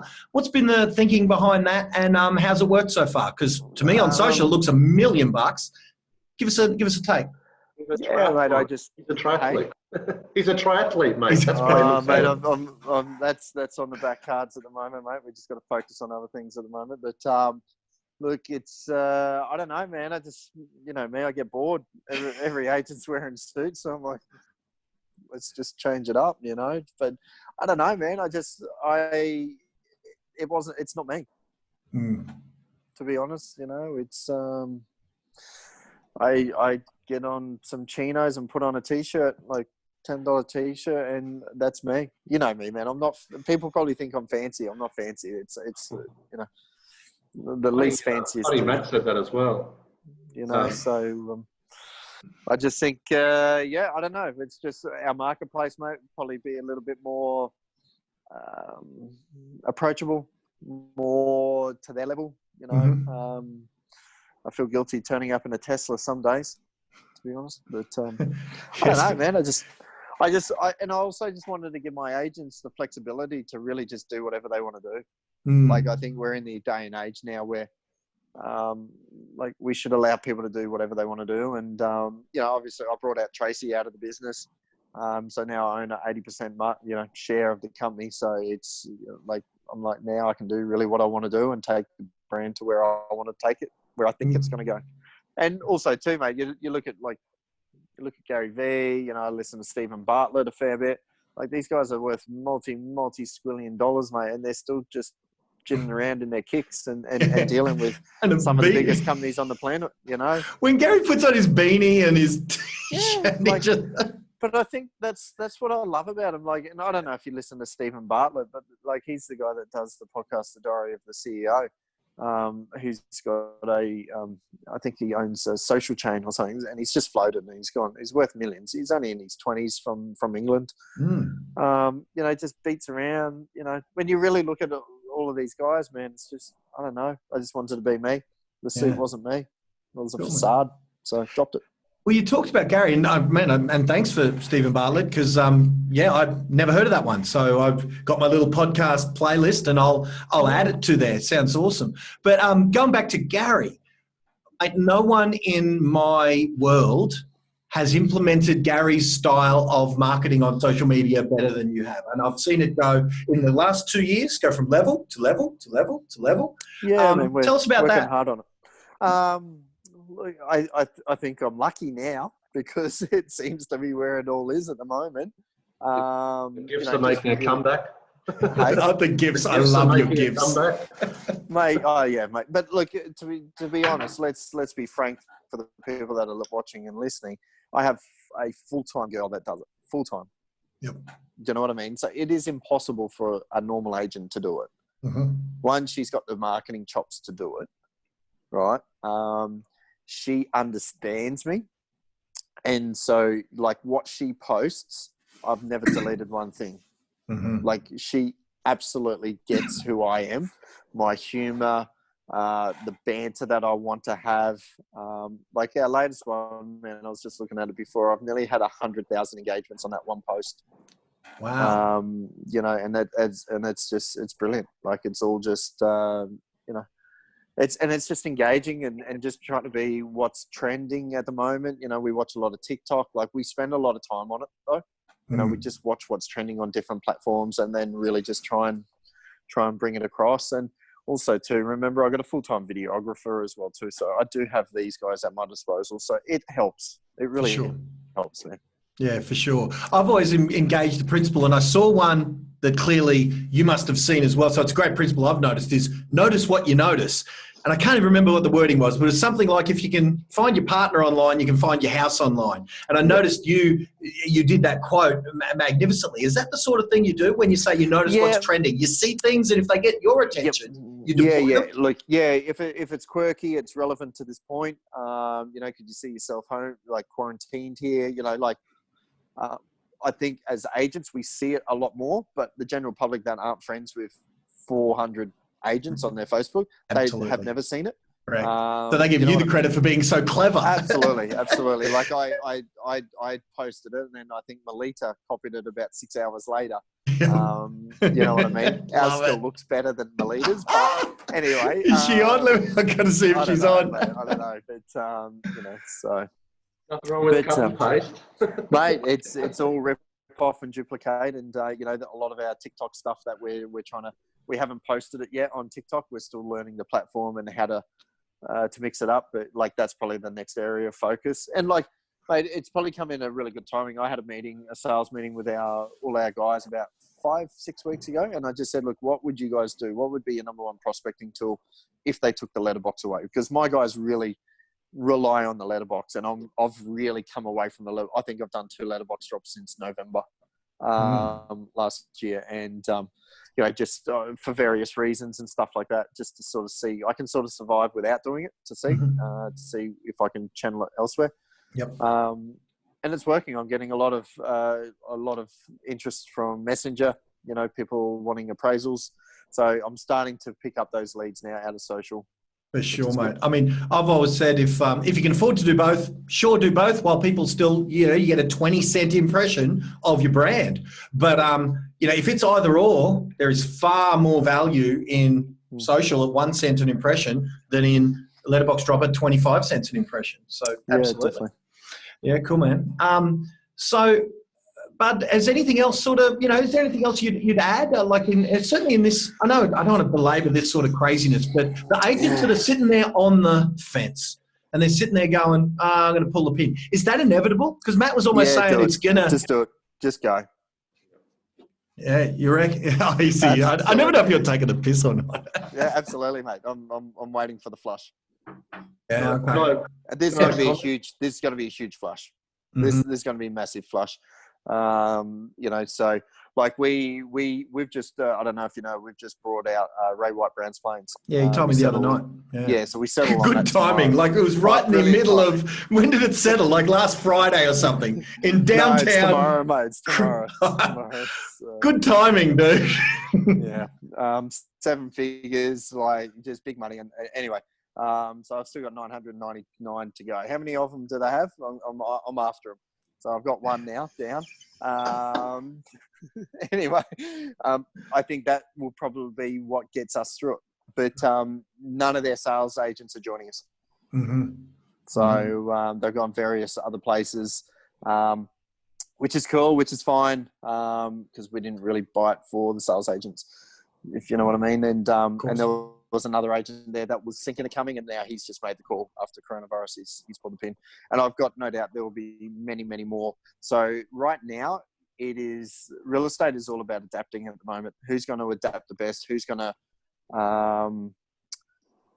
to really make like I've always read the play, right? I've always had to read the play in the business, and like we made some cuts to the business last week, and we've made another 2 big ones that we didn't want to do today. But I've got to read the play, and we've got to play it early. And you know, whether it's right or wrong, who knows? It's too early for anyone to know. But there's going to be a lot of, I think there's going to be a lot of sales managers. I think there's going to be a lot of sales associates. I think there's going to be a lot of property managers out on the market within 6 months, quite easily. Now, I don't want to put words in your mouth because I don't know your answer, and I have a vested interest in the answer being one way, but I'm interested to know your take on this. My marketing has actually gone up. So the last person that will ever go in my business or my recommendation will be the marketing department. I noticed you said you've still got a video person, you've still got a social media marketing. Tell me where your priorities are in marketing and prospecting and still engaging with your community in this versus all the other operations? Okay, so when I to put it into some context for you, I have 3 girls in marketing. Mm-hmm. Most agencies have 0, so I have 3. Yeah. Okay, so two have gone. Okay, and that's Chris Gilmour. Or is that all properties group? No, all properties group. My entire team is still together, Right. and I will go down on my own sword before I let any of my own team go. Got it. Yeah, Okay. got it. So what I even put Michael on notice. Mm-hmm. You know, my business partner. So he doesn't, basically in times like this, as a business owner, anyone that does not bring an income into your business, it pretty much has to go. Yeah. Like, that's the reality of it. Mm. We had the luxury to build the business to have and supply our agents with 2 girls that they could walk straight into their office and do all their marketing. Well, we're now not letterbox dropping at the moment, cutting costs. So, you know, it's everyone's going to be affected. So, you know, the young one went first last week. We don't have anyone on front reception now. So there's no one at front reception. Our door is locked at the front door. So basically the people that we've kept, we sacked our cleaner. So a sales agent, no, not a sales agent, one of my assistants is now the cleaner. You know what I mean? So we're trying to allocate to try and keep as many people as possible, allocate different jobs to them to get them through it. If you know what I mean. Yeah. And at the moment they have to, like, it's that or be gone. So what are they going to do? You know? Yeah. So some it's, real it's practical. Just a shit time. Yeah. So are you able to, I mean, I tell you what, it's killing me because we're still good. We haven't laid anyone off, but boy, oh boy, it's tough for me to even think about it. How does it go with you, man? Are you able to do it, or does it kill you every time you have to? Yeah. Look, it's shit to do, right? So, you know, there was one that I had to do. Well, the 2 that I did today, right? One was my sales manager, right? And I've probably got a 15-year relationship with him. He was my biggest competitor, and then he ended up being a sales manager. You know what I mean? We have that sort of a relationship, and so I've had to let him go. But also, you know, our main marketing person, our number 1 marketing lady, but she's the most expensive. She's the oldest, but she's got the most experience. That is so loyal to us and has created our brand pretty much to what it is today. Like, she was in tears. Like, and to know her family, to know the struggles, to know, you know, like that, it's going to cripple her. You've got to make that call, mate. At the end of the day, I'm the business owner, and I have more. I've invested millions into this, and it's just. So, do I have a problem doing it? No, doing it. I can just call. Unfortunately, we have to call. We don't even have the respect to do it face to face at the moment, which is, you know, that's even harder. I think to do it over. I hate this. Yeah. Like, this is just shit. Like, this Zoom stuff. You're not going to get me on Zoom. I hate it. But you know, if we're forced to do it, we've got to do it. So, mate, you know, so I let 2 people go today. But you know, hey, when we're up and running again, and it's good, and we're back in the good times, they're the first people I'm going to call. Yeah. But you run that risk as a business owner by letting them go. They still need to probably make an income somehow, so they're going to go and try and find a job. So it's a double-edged sword. This whole thing is just. Yeah, mate. Look, Scott would be the same. You'll be the same. Like, anyone that's listening to this right now would be so frustrated with what is going on the planet. The problem is, well, the good thing, the only savior that I have from this is we are all in the same boat. We're all on Noah's Ark right now. Or we're all on the Titanic. And if the Titanic sinks, we're all going down. Like, I'm playing the violins on the front deck, mate. Like, it's, you know what I mean? But as a business owner, we have to protect the business. Yeah. Well, it's Scott, comment. Yeah, please. Just want to share. It's part of the community, mate, that I'm part of. I've been on the board of the RSL for many years, and when they said close the club, we let go 52 people, and I actually put my hand up to be that person to tell them at the staff meeting, and it was tough, mate. But hopefully day by day there's some assistance coming, and people can at least have some money that they need over the short term. Yeah. You know, it's just shit. It's tough. I went to the RSL the other day, and it's like walking through a ghost town, mate. It's just like the lights are off, the pokies are off. Yeah. You know, it's just sad. You know what this whole thing feels like? It feels like my life is ending. Like I went and got a haircut the other day, and I walked past every other shop, and it was closed. It was like, you know what? This is what it sort of feels like if I was the last person left on the planet. Yeah. Like, it's just. So, can I ask Chris, like with all that going on, mate, and yeah, I've been dealing with similar business matters, but how do you not celebrate that we're still actually doing some business? Like, we need to be positive about that we're still doing some business, you know? Yeah, look, I would probably go stir crazy. One of my one of the guys that we have kept on, he said, Chris, I will work here for free if I have to. You know what I mean? Because he said, look, I've been unemployed before, and it absolutely just messes with your head. So at least I've got somewhere to go, occupy myself, and just keep busy. And if you have to, Chris, don't pay me a cent. I still want to be here, just for his mental ability. And I think that's where a lot of people aren't talking at the moment. Like, this is like this, the suicide rate from this is going to be ginormous. The divorce rate from this is going to be like, everyone is talking about lockdown. Like, we're not going to go lockdown unless the banks step up. The government's not going to do it. Everything is riding on the banks, right? And until the banks make that call, which they're very quiet, and I don't think they are going to make that call because they're banks, like the onslaught from this entire situation that we are all in right now is going to be catastrophic. Yeah, I don't think people are talking about how big it's probably going to be, because we're trying to stay positive. We're all trying to stay positive. Yeah. And now GC's on, like the most positive dude in the world. Well, I did see, Mr. Carman, you making a few comments. I did want to get your take on this. We've had a wide variety of legends on tonight, given that we've had Can Matt. we believe him, though? Because he's a fake vegan. Hey, I'm going to switch to the computer, so I'll log out of this in a second so I can get comfy, because I've been listening to you guys and watching you on my phone. And, yeah, Gilmour, come on, mate. Perk up. We need people like you to be a little more positive, because you're a fucking mate. Sorry Yeah, look, I get that, mate, but we've got to be a realist in this situation. 100%.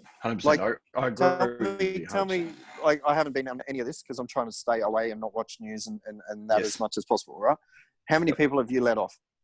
I haven't let anyone off yet, but we've made some significant changes. Look, what the government did, I believe, is a bit of a masterstroke with this JobKeeper. So we've had to flex. I've been sitting waiting for something to be released. So you're talking about the $750 that's going to be paid if you've had a 30% downturn. Yeah, and mate, we've had. But when's your downturn coming? Yeah, well, that's. See, that's what I was saying before. I'm reading the play early because that's and that's why I've made my call.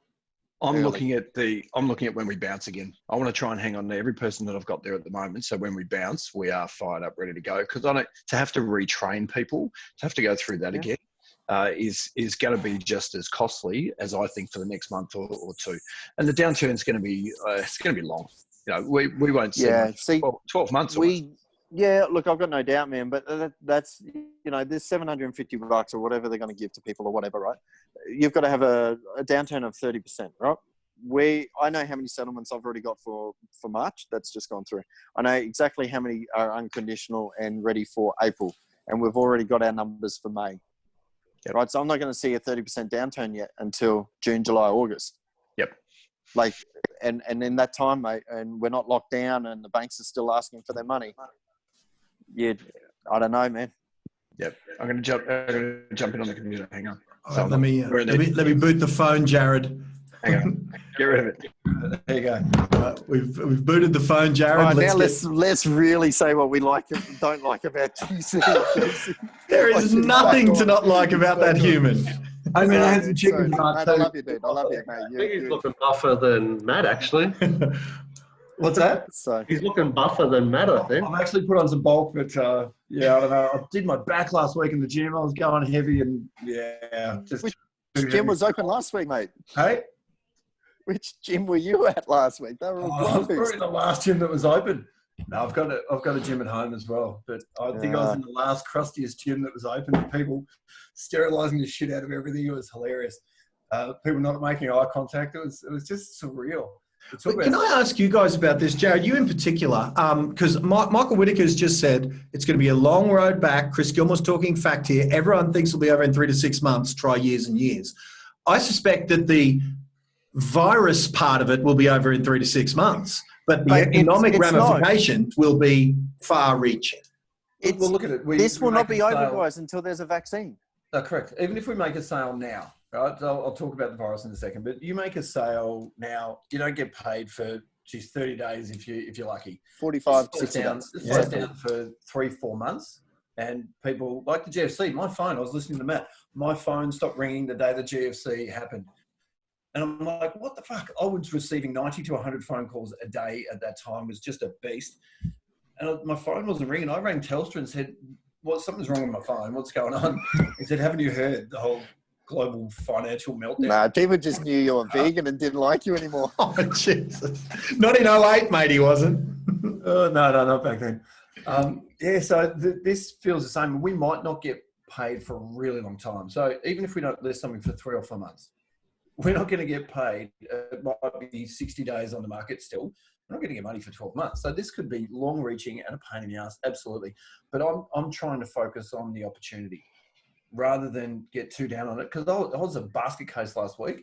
I had a couple of days where I walked in my house and I'm like, full long face. Kids even looked at me and said, Dad, what's wrong? Like, I'm just freaking sad. I'm really sad. Because like you, Chris, it felt like a ghost town. I went down to the supermarket and I just had this weird feeling of that person could die, that person could die. Holy shit, this is heavy. It felt like a Holocaust. It was bizarre. Everyone was walking in slow motion. It was just, it was freaking. Can I ask a question, Jarrod? Yeah. In the last 2 weeks, how many sales have you guys made as a company? As well, eView as whole, or no, your business, mate. I don't care about eView. Yours. We've sold. I'll have to look over the numbers again. We've sold about 8. Okay. What do you normally sell in 2 weeks? In a month, we would normally sell 30 to, around average. Okay. 30. So, all right. So, yeah, that's why you can keep on people. Your market, obviously, where you are at the moment, you must be a little bit. As luckier. of this week, it was okay. As of this week, it's just gone. Yeah. See, we were probably pretty early up here, mate. So we sell. I think our business, me and you, is very similar, to be honest. Yeah. Every time we keep talking. Yep. So we would settle 30 on average a month, right? I did the first one yesterday in 13 days for the company. Ooh. Yeah. Okay. Do you know what I mean? So Yep. and we've got good stock. I've got a photo shoot every night last week. I've got a photo shoot every night this week. Like, I'm still bringing homes to market. Yep. Because it's just, no one has the answers. And you can talk to any real estate guru. You can speak to any politician. No one has any answers for what is, and I don't think any of us would have thought we would ever see this in our lifetime. And that's why I'm trying not to listen to anyone. You just got to run your business as you see you're running your business, and making what you think is the right call at that time. If I've shot off too early and I've lost some people, so be it. I don't think you can shoot too early at this. It's about immediate action. And look, I've been sitting back because I wanted to wait to see what the government did. Yeah, we've got a little bit of cash flow for now, and I would rather, this sounds stupid and not business-like, but I'd rather sacrifice my own funds to try and make sure that everybody else in the business is okay and that they can feed their kids and what have you. And we're changing it day by day. But I've cut everyone back on hours just to try. Okay, so you have done some cutbacks on hours. Yeah, okay. That's what we did as well. Is we cut back hours but didn't lose people because, you know, as Jarrod was saying, we've trained up these people to do stuff. And here's the thing that I would just suggest maybe to Chris to a degree is I've seen weeks where you've said to me on webinars, you know, we've had coaching clients and you've said, oh, it's been a bit tough for 2 weeks. It's been a bit tough for 3 weeks. And then I've seen you bounce back 3 weeks later and it's been good. I just caution giving up on. Mate, until they find a vaccine for this is not going away. That's the thing. If one person has it, if it's as viral as they say it is, if one person on the planet still has it, well, it's not going to slow down again. It's going to take off. It's absolutely. Until you find a vaccine, mate, this is going to continue. Well, no, but that's, again, and I'm not a scientist, and I refuse to be a bro scientist, which a lot of them are saying. But if they're saying everyone's going to get it, then we're all going to get it. It's just about us getting it, healing, then we got the antibodies and it's all good because the vaccine's 12 to 18 months away. That's right. So them talking about the NRL coming back in May. Good luck. Yeah. Scotty? Or celebrating Easter in churches. Good on you, Donald. Anyway. Mate, I never get the chance to ask these two legends questions, so I'll Good to take see you, advantage. Chris, that bit of downturn in your activity, mate, what are people saying? What are your vendors saying?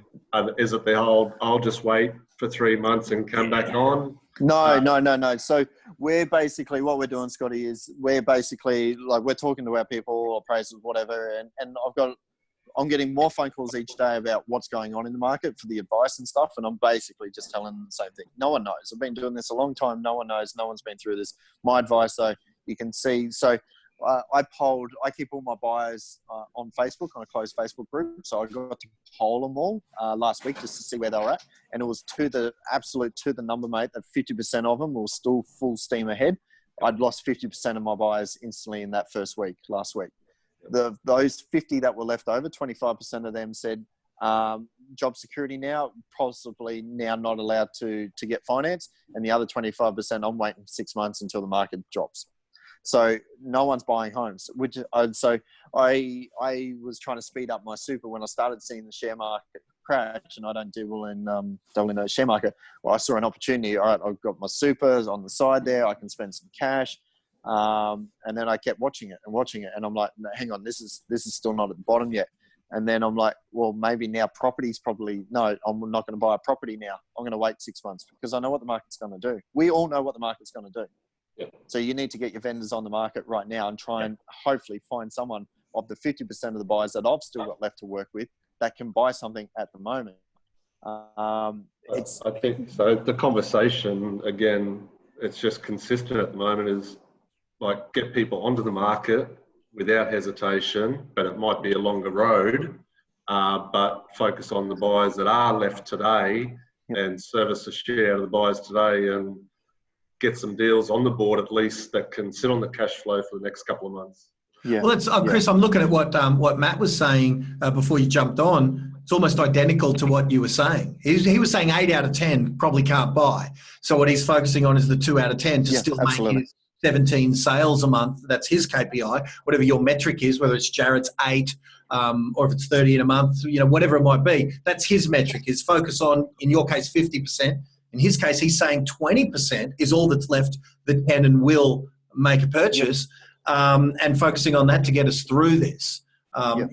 Well, let's ask all three of you and whoever's on here.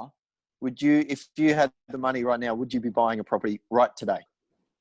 That's a valid question. I just sold an investment property for that reason, because I wanted to cash in and just get some. Why, Jack? Because you know what's going to happen. Yeah.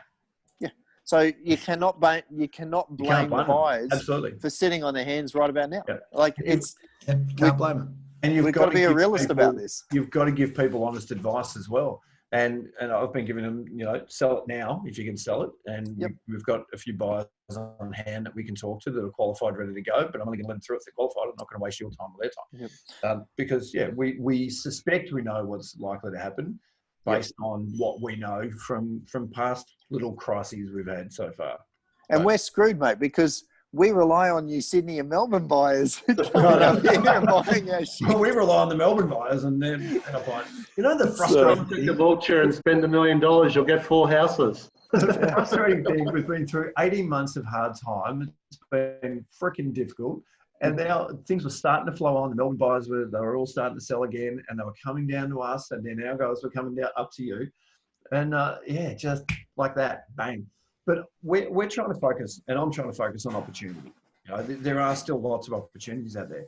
I put some money in the stock market recently, and I'm not a big stock market guy, but I threw some into the banks because I've never seen them that cheap. So there are opportunities. I've been doing a bit more of the virtual reality stuff. There's people making money out there. We've just got to pivot. We've got to zig a little bit. Yeah, just got to adapt, mate. And that's the thing. So really what all I'm doing with my sellers is trying to get them at a level where it seems cheap or good value. Like this market is going to be no different to any other market that we've all been through. Like you market it right, you price it right. There is going to be a buyer. If I had 192 buyers and I've lost half of them, I've still got some pretty good buyers still sitting there. So look, I understand that, but it's it's just tough. It's tough for everyone. Yeah. So we're all going to have stories at the end of this. 100%. But you know, you were saying that you hate this, speaking on Zoom, but imagine this 10, 15 years ago. You'd be completely fucked. Now we can at least use a bit of virtual reality. We can get vendors to walk through a property and show people. We can use technology to our advantage. What a freaking cool time to go through this crap. You know, I think our marketing's worse at the moment. We've got everyone telling everyone to walk around with a selfie stick and take your phone and do a virtual tour. Like, you're fucking kidding me? Yeah, but it's better than not being able to go through someone's house at all. I don't know, man. My glass is like 3/4 full all the freaking time. I don't know. Drone in. I don't know. Anyway. It sucks. It totally sucks. That's Glenn Twiddle marketing. Right? That's what GT has. I've changed, Chris. I've changed. Mate, what you've been banging on about for 10 years is now coming relative. It's there you go. Oh, man. All righty. So, Chris, did you say, Naomi said you had to go at sort of half seven? No, I'm good. You can hang for a little bit? Okay, cool. So, Jarrod, tell me, have you been listening the whole time? I had to come in and out a little bit to feed the kids and hang out with them a little, because I'll tell you, I've been stuck on my computer most of today. I went out for a little bit, but I've just been in Zoom meetings most of the day. So given that we've, you know, if we're going to get through this, Jarrod, I'll ask you, because I've asked Scott and I've asked Chris, what's been your take and how is business being done with this world of FaceTime? And as you guys, you know, I'm not a fan of FaceTimes and, you know, that mess. It doesn't look great. It's all we got. But that being said, when I say that, I don't think it's all we got. Tell me what your daily activities are, given that we're in this sort of environment. The daily activities have changed a little bit. I mean, as usual, I'm up and I look after myself physically, go to the gym and what have you, even with a dodgy back. But recently, it's just been crisis meetings, I suppose. I just meetings with my team to keep them fired up. So 9 a.m. this morning, I was on a meeting with my whole team. 10 o'clock, I was on a meeting with my PM team. 11 o'clock, meeting with admin team. Just to keep them fresh and keep them happy. And some of them are enjoying this a little bit, being able to work from home. Some of them miss a cuddle. You know, I miss the physical proximity to people. Yeah, absolutely. I'd love to give you all a cuddle. But and then it's just phone calls to past vendors, buyers that we're dealing with at the moment. And just the conversations are more around a health check for them. It's not, hey, waka waka, you want to buy a home or sell a home. It's how you feeling about it, where you're at, you know, what do you guys want to do? What are your thoughts on where the market is for you? So, and is everyone healthy? What are you doing at the present time? So it's just, this is an opportunity for us as real estate agents to have real conversations with people. You know, cut the bullshit, cut the, you know, hey, I want an appraisal, you want to sell your home. It's, how are you guys doing? You know, how are you financially? If you need to sell, then yep, let's get on it. Let's make it happen. And this is why. This is why it's the right. Well, I did a training the other day that was kind of, unless they're in that category of they kind of need to buy or they need to sell, now's not the time to right hook. Now's the time to jab. And I've been saying, I did a role play with one of my guys in the Diamond Group that, Jarrod, you're been a member of and an alumni of. And I was saying, here's your cold call script. If you've got to make calls and that's what you want to do, it's, do you need anything? It's jab time. It's, do you need me to go do a dunny roll if you're on self-imposed isolation? Do you need me to go get you some mince, some bloody tuna and some dunny roll? Let me go get it for you. You know, how's that for a bloody jab? Scotty. Go ahead, Scotty. Yeah, Ray Wood, his favourite saying, I'm calling just because. Like, have that, as soon as you say, I'm calling you just because, the conversation opens right up. I'm calling you just because I want to check on you. Yep. I'm calling you just because I saw Mary the other day. I'm calling just because. As soon as you say that, you're going to get more attention at the moment on the phone. Because that sentence is so genuine to open up with. Yeah. Straight out of the Robert Cialdini playbook, one of the greatest influences on planet Earth, the word because. And it comes back to our parents, for those of you guys who are listening. You say to Mum, why do I have to? And she'll just go, because. Right? And that's enough. Yeah. So, very cool. Very cool. Now, I want to see, I'm going to give a heads up to Josh Brockhurst and Andrew G. Put some pants on, you pair, because if you're still on, I'd love to. Together with no pants on? Well, you know, I just want to say, if you guys have got a, just pop in the commentary there. If Josh, Mr. Brockhurst, or if Andrew G, if you guys have a cam and microphone, join the discussion. Vegan chocolate. Oh, chocolate. I don't believe a word that comes out of your mouth. But mate, look, at the end of the day, we've got to think how lucky we are, mate. Think of those agents in New Zealand. Yeah, they can't leave, eh? They can't. No. Yep. No. And they can't settle. That's the harsh thing. And that to me makes no sense, because that's going to grind the economy even to more of a halt, because they're not making stamp duty. Like, who's right and who's wrong? Yeah. That's right. Like, all I said to someone today, I just said, thank fuck we don't have Julia Gillard or Kevin Rudd running the country at the moment, because I think we would be screwed. But anyway, can you imagine them? Oh.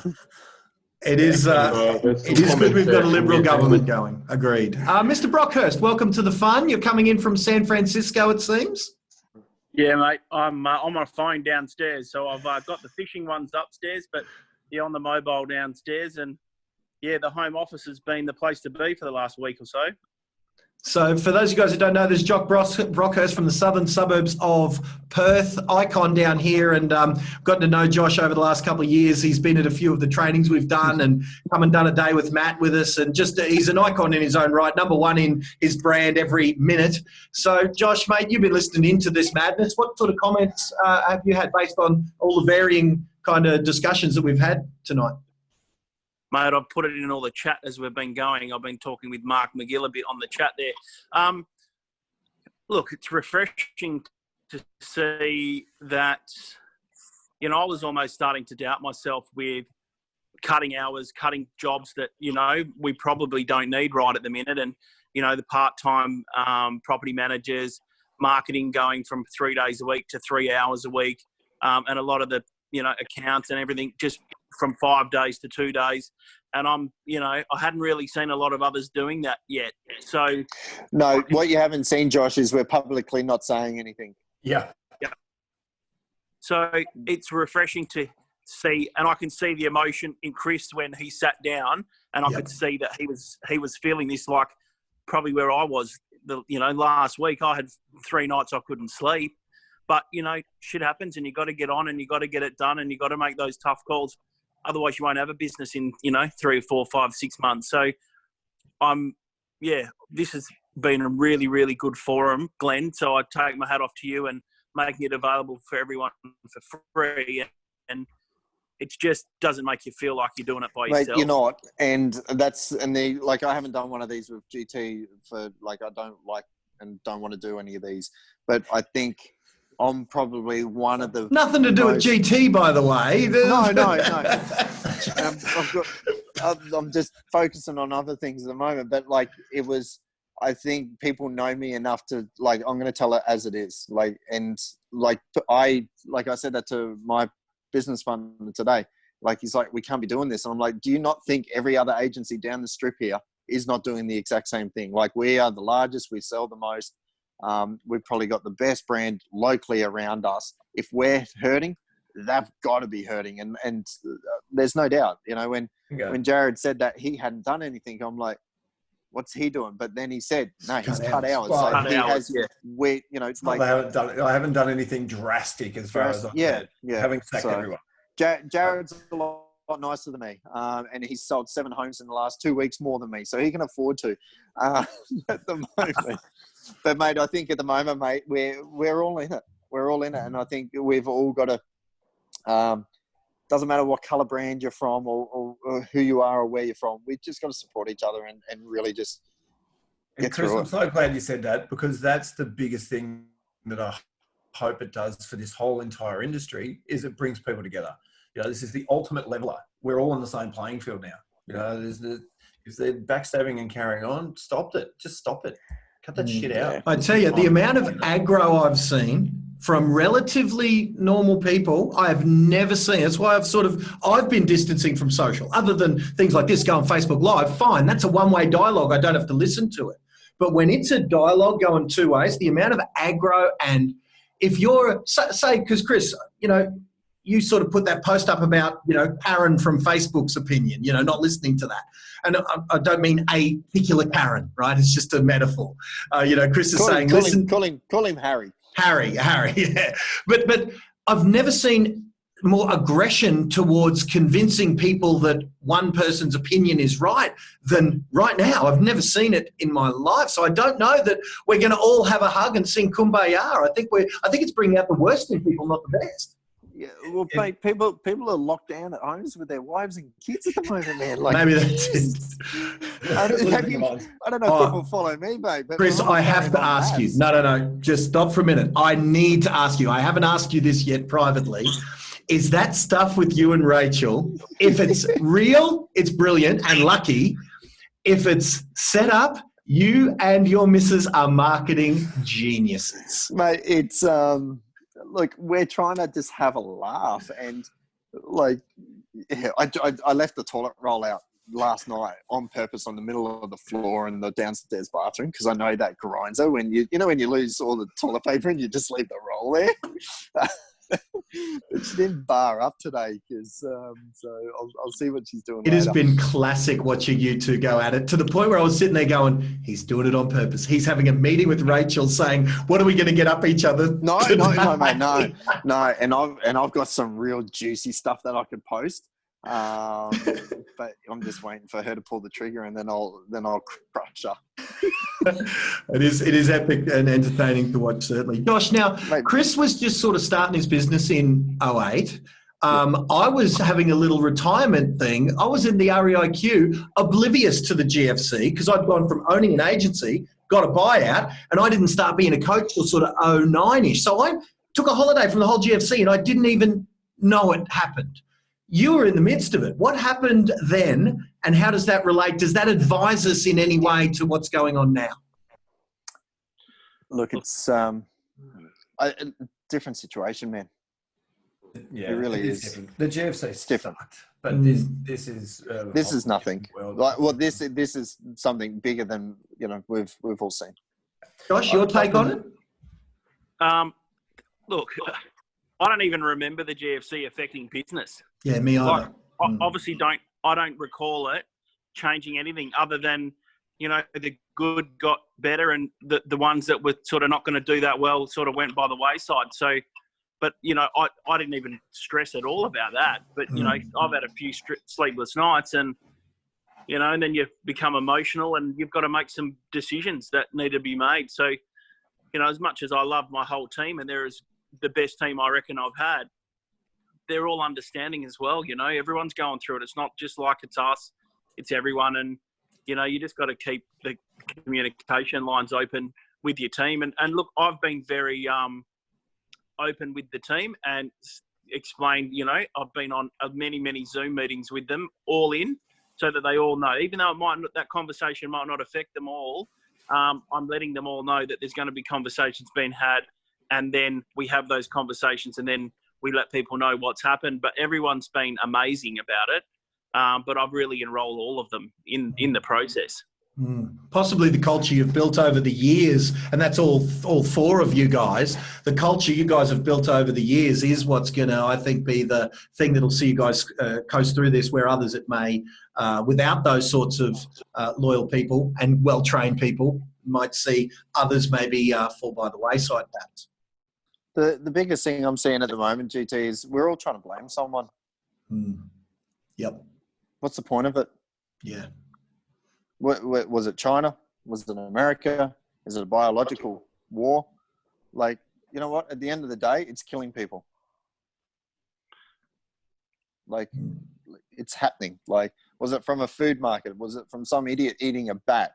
And they've probably been eating bats for 100 years. Yep. I agree about the blame game, man. I mean, everyone's just trying to blame someone. Like, agree. it's just let's just get on. Yeah. Yep. Well, it's funny that I was told I wasn't outraged enough.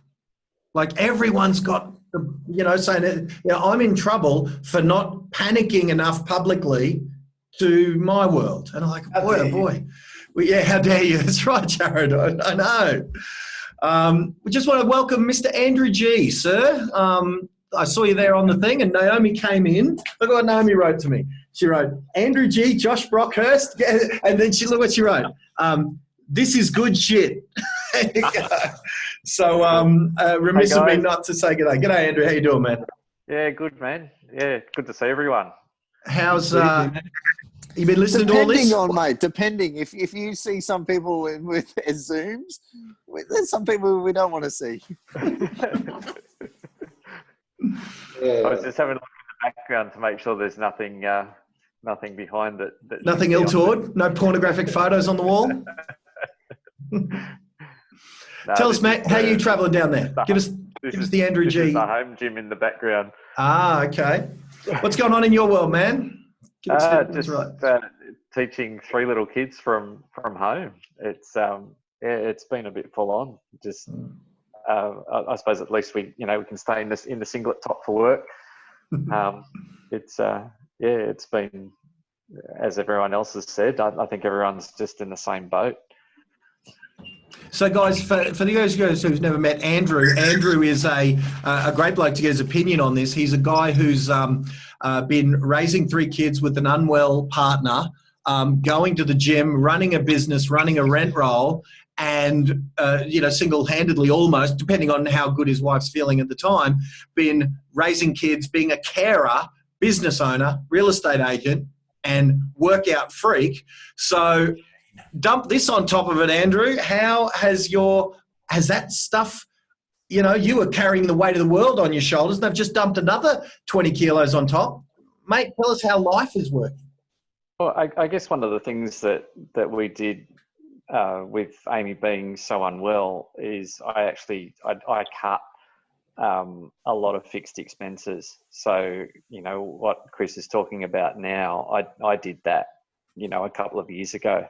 So when I did Diamond Group, Amy was kind of in hospital, 6 or 7 times leading up to that. And I said to you and Aaron, look, I can't, I'd set a target of 1,080,000 by myself, and it was me and a secretary. And I think you probably remember, I said, look, I need to pull out. I need to bail on this because I just need to get my shit together. And you and Aaron both said, well, there's 168 hours in a week, mate. Aaron said, you need to be more expensive because your average fee's got to go up. If your average fee's got to go up, you got to get better at what you do.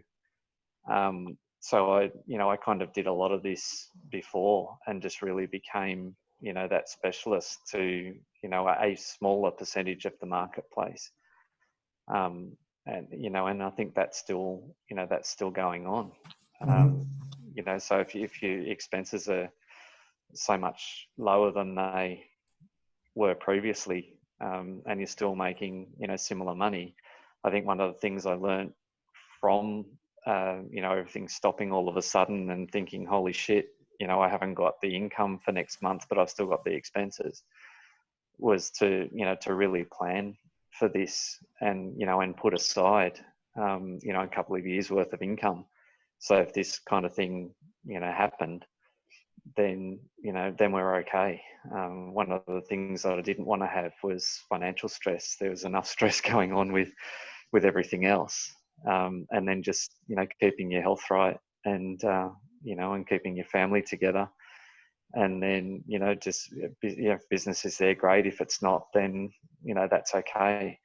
But I really feel for Chris and Jarrod. I can see I've never seen that level of emotion on either of their faces. And I can just really, it just makes me a bit sick in the stomach from having had to have those conversations myself. And, and I feel like a tear's going to well up, soon, because it really is. You just got to kind of say to your family, look, the people that are inside these walls, are the most important, and, everything outside the walls, everyone outside the walls are, important, but it's us. There's a line from a television show billions. And the guy says to his wife, look, you know, if the chips really fall, everyone else is cannon fodder. And, you know, that sounds harsh and I hate saying it, but that's the bottom line. You know, you've just got to, you know, Chris has kind of alluded to it. You've just got to survive this and, you know, and help as many people along as you can. But there are some that are just going to have to, you know, take responsibility for themselves in this. And that's just, you know, a harsh and real fact. You know, I don't think a lot of people are going to really face it. And, you know, a lot of ships that could have been saved are going to sink. You know, because the captains are not making the calls that these, you know, that these brave guys are, you know, actually making. So yeah, good on you, fellas. But I feel you. Like I don't think we need the applause here, mate. No, I'm not trying to suggest that there's applause. I think that there's, you know, that there's tough decisions. You know, Glenn kind of said, you know, I've had to make some tough calls, and I have. But you know, you've got to, you know, just still put one foot after the next, and you know, and just keep going with it. I think it's incredible what you've done, mate. Yeah, well, that's just life, Chris. You know, everyone's going through their go through, and you know, and you know, the sun will rise tomorrow. How do we greet it? And you know, and off you go. It's really interesting. It's easy to get focused on the negativity of what you're going through, but I spoke to a bloke yesterday who was given 3 months to live with a cancer diagnosis. It's like, yeah, who would you rather be? Yeah. Mm. And I'm faced with that, you know, every day. The shit thing about that, Jarrod, is we can't see those people. Yeah, well, I could take the camera into the other room, except I'd get shot, and show you my wife with, you know, swollen feet and swollen hands. And she's lying, I can just see through the window, like out one window and in another, that she's got both feet up on the back of the couch with an ice pack, because she can't get off the couch. You know, how is she now, Andrew? I'd rather be me. It's tough, mate. It's tough. She's got cancer and lupus, so she's got non-Hodgkin's lymphoma, so it's in the bloodstream. So she has no immune system to speak of. So, you know, we've got 3 little kids, twin 8-year-olds and a 6-year-old, and I've got a nearly 18-year-old that, you know, is really hard to see because he won't socially isolate. So we've got to kind of, you know, just be careful that he doesn't come, you know, too close to anyone. So it's, you know, it's a real juggling act.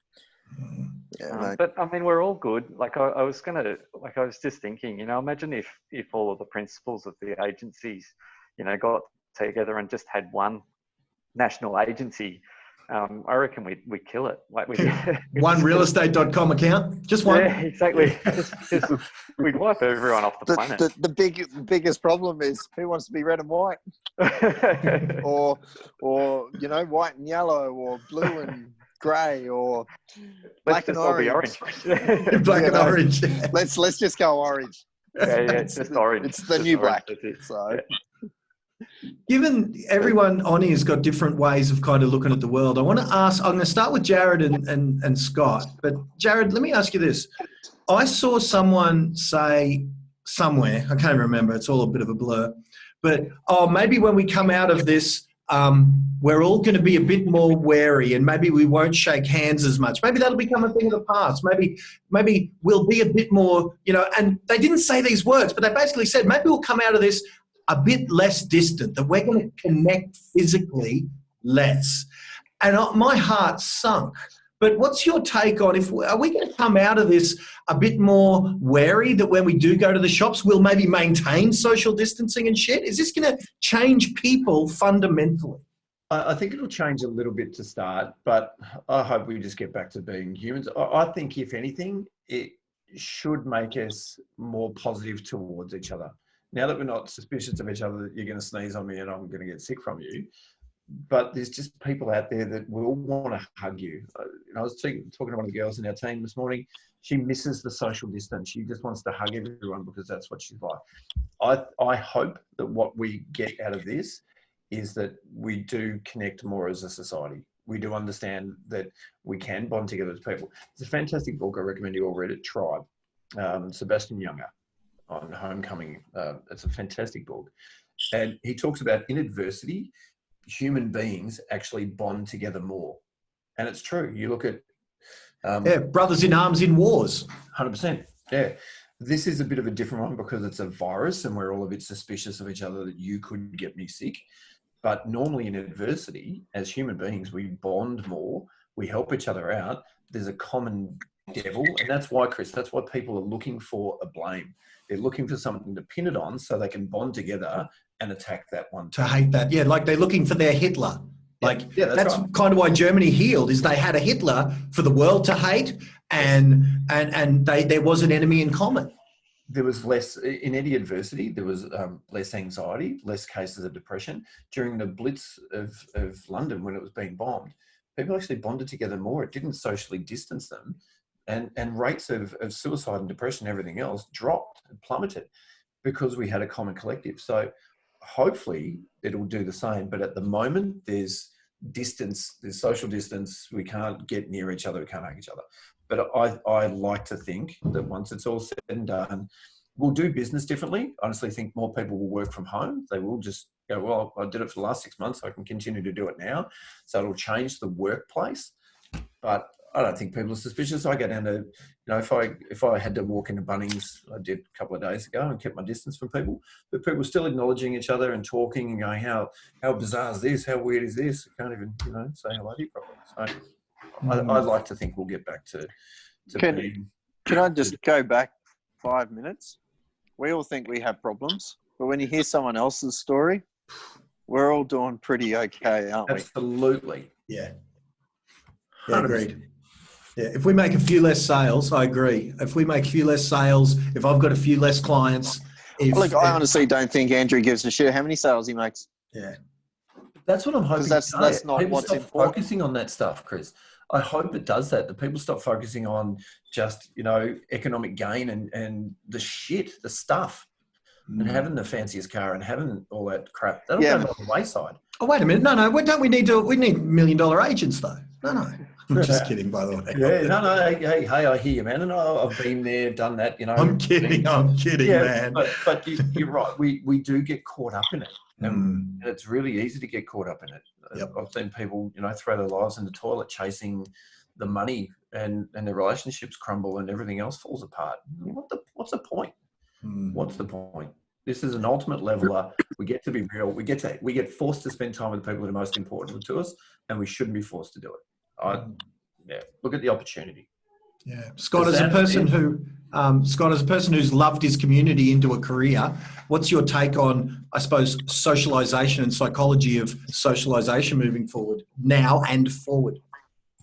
Yeah, I'm with Jarrod. I try to see the positives for my own mental health as well, to be a leader and be sound and be calm.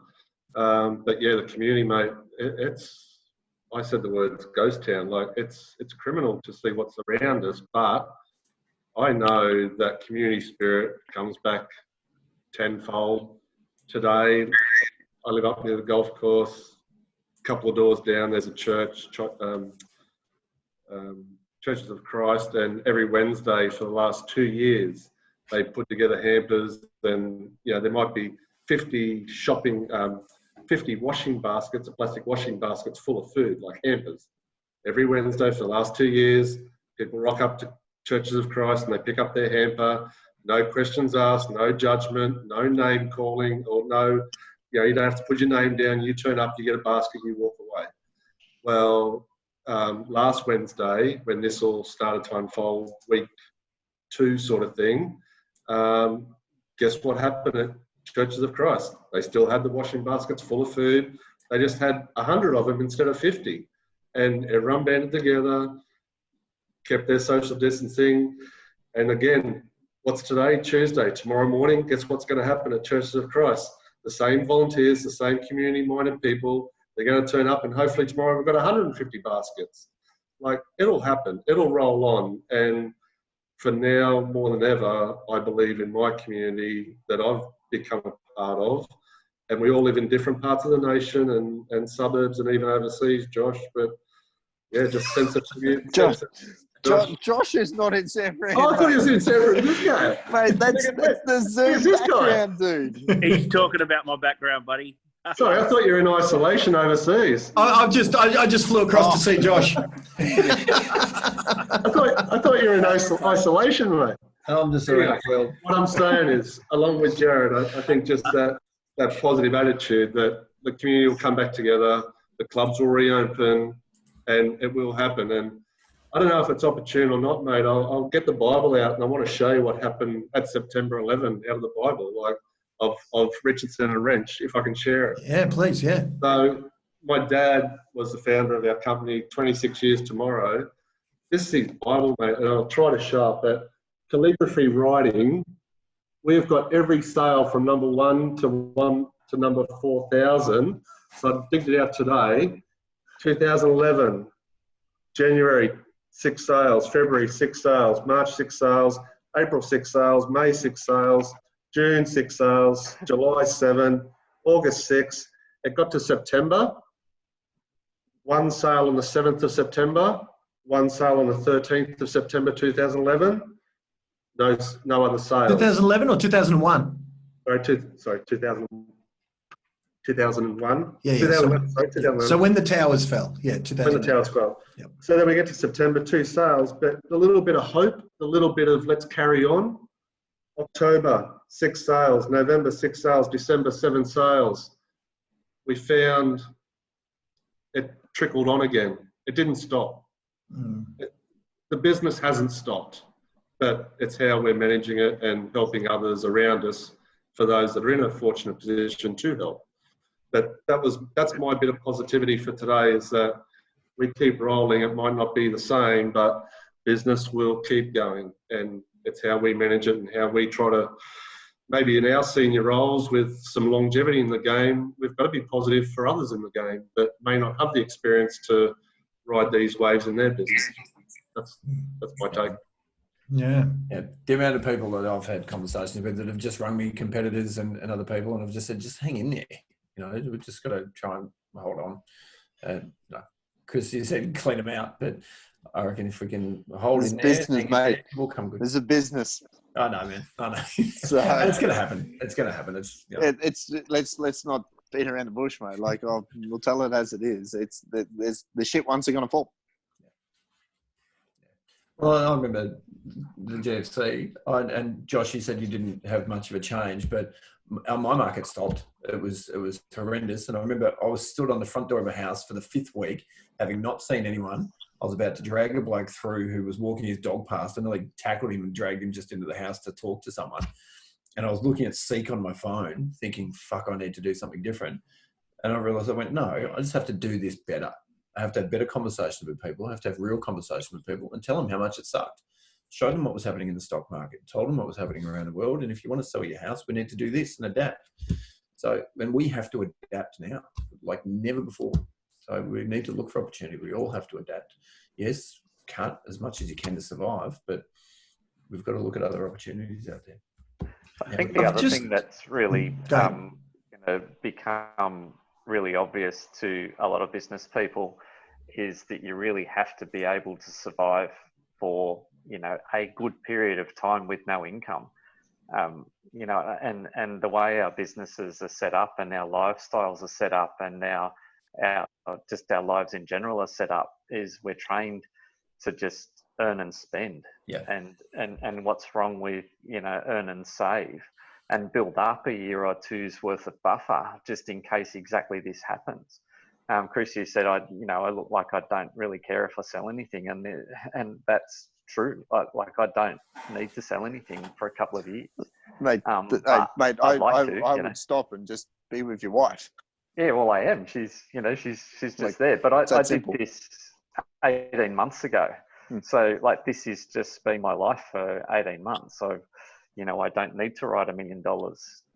Now I wrote $1 million because I set a target. I said I'd do it, and I always say, do what I say I'll do. So I wrote $1,040,000. I didn't quite make the $1,088,000 that I set, but I did $1,040,000 working, a couple of hours, and that was really tough. And some other stuff suffered because of that I didn't want to suffer anymore. So Yeah, that's our man Eric Thomas, Andrew, said, if you stay ready, you don't have to get ready. Well, that's what you've been doing for all that time. You've been getting ready for years for this. Yeah, exactly. And it just continues. But I think it's going to be a real awakening that you just have to be really careful of fixed expenses in business and just make sure that you've got, cash reserves.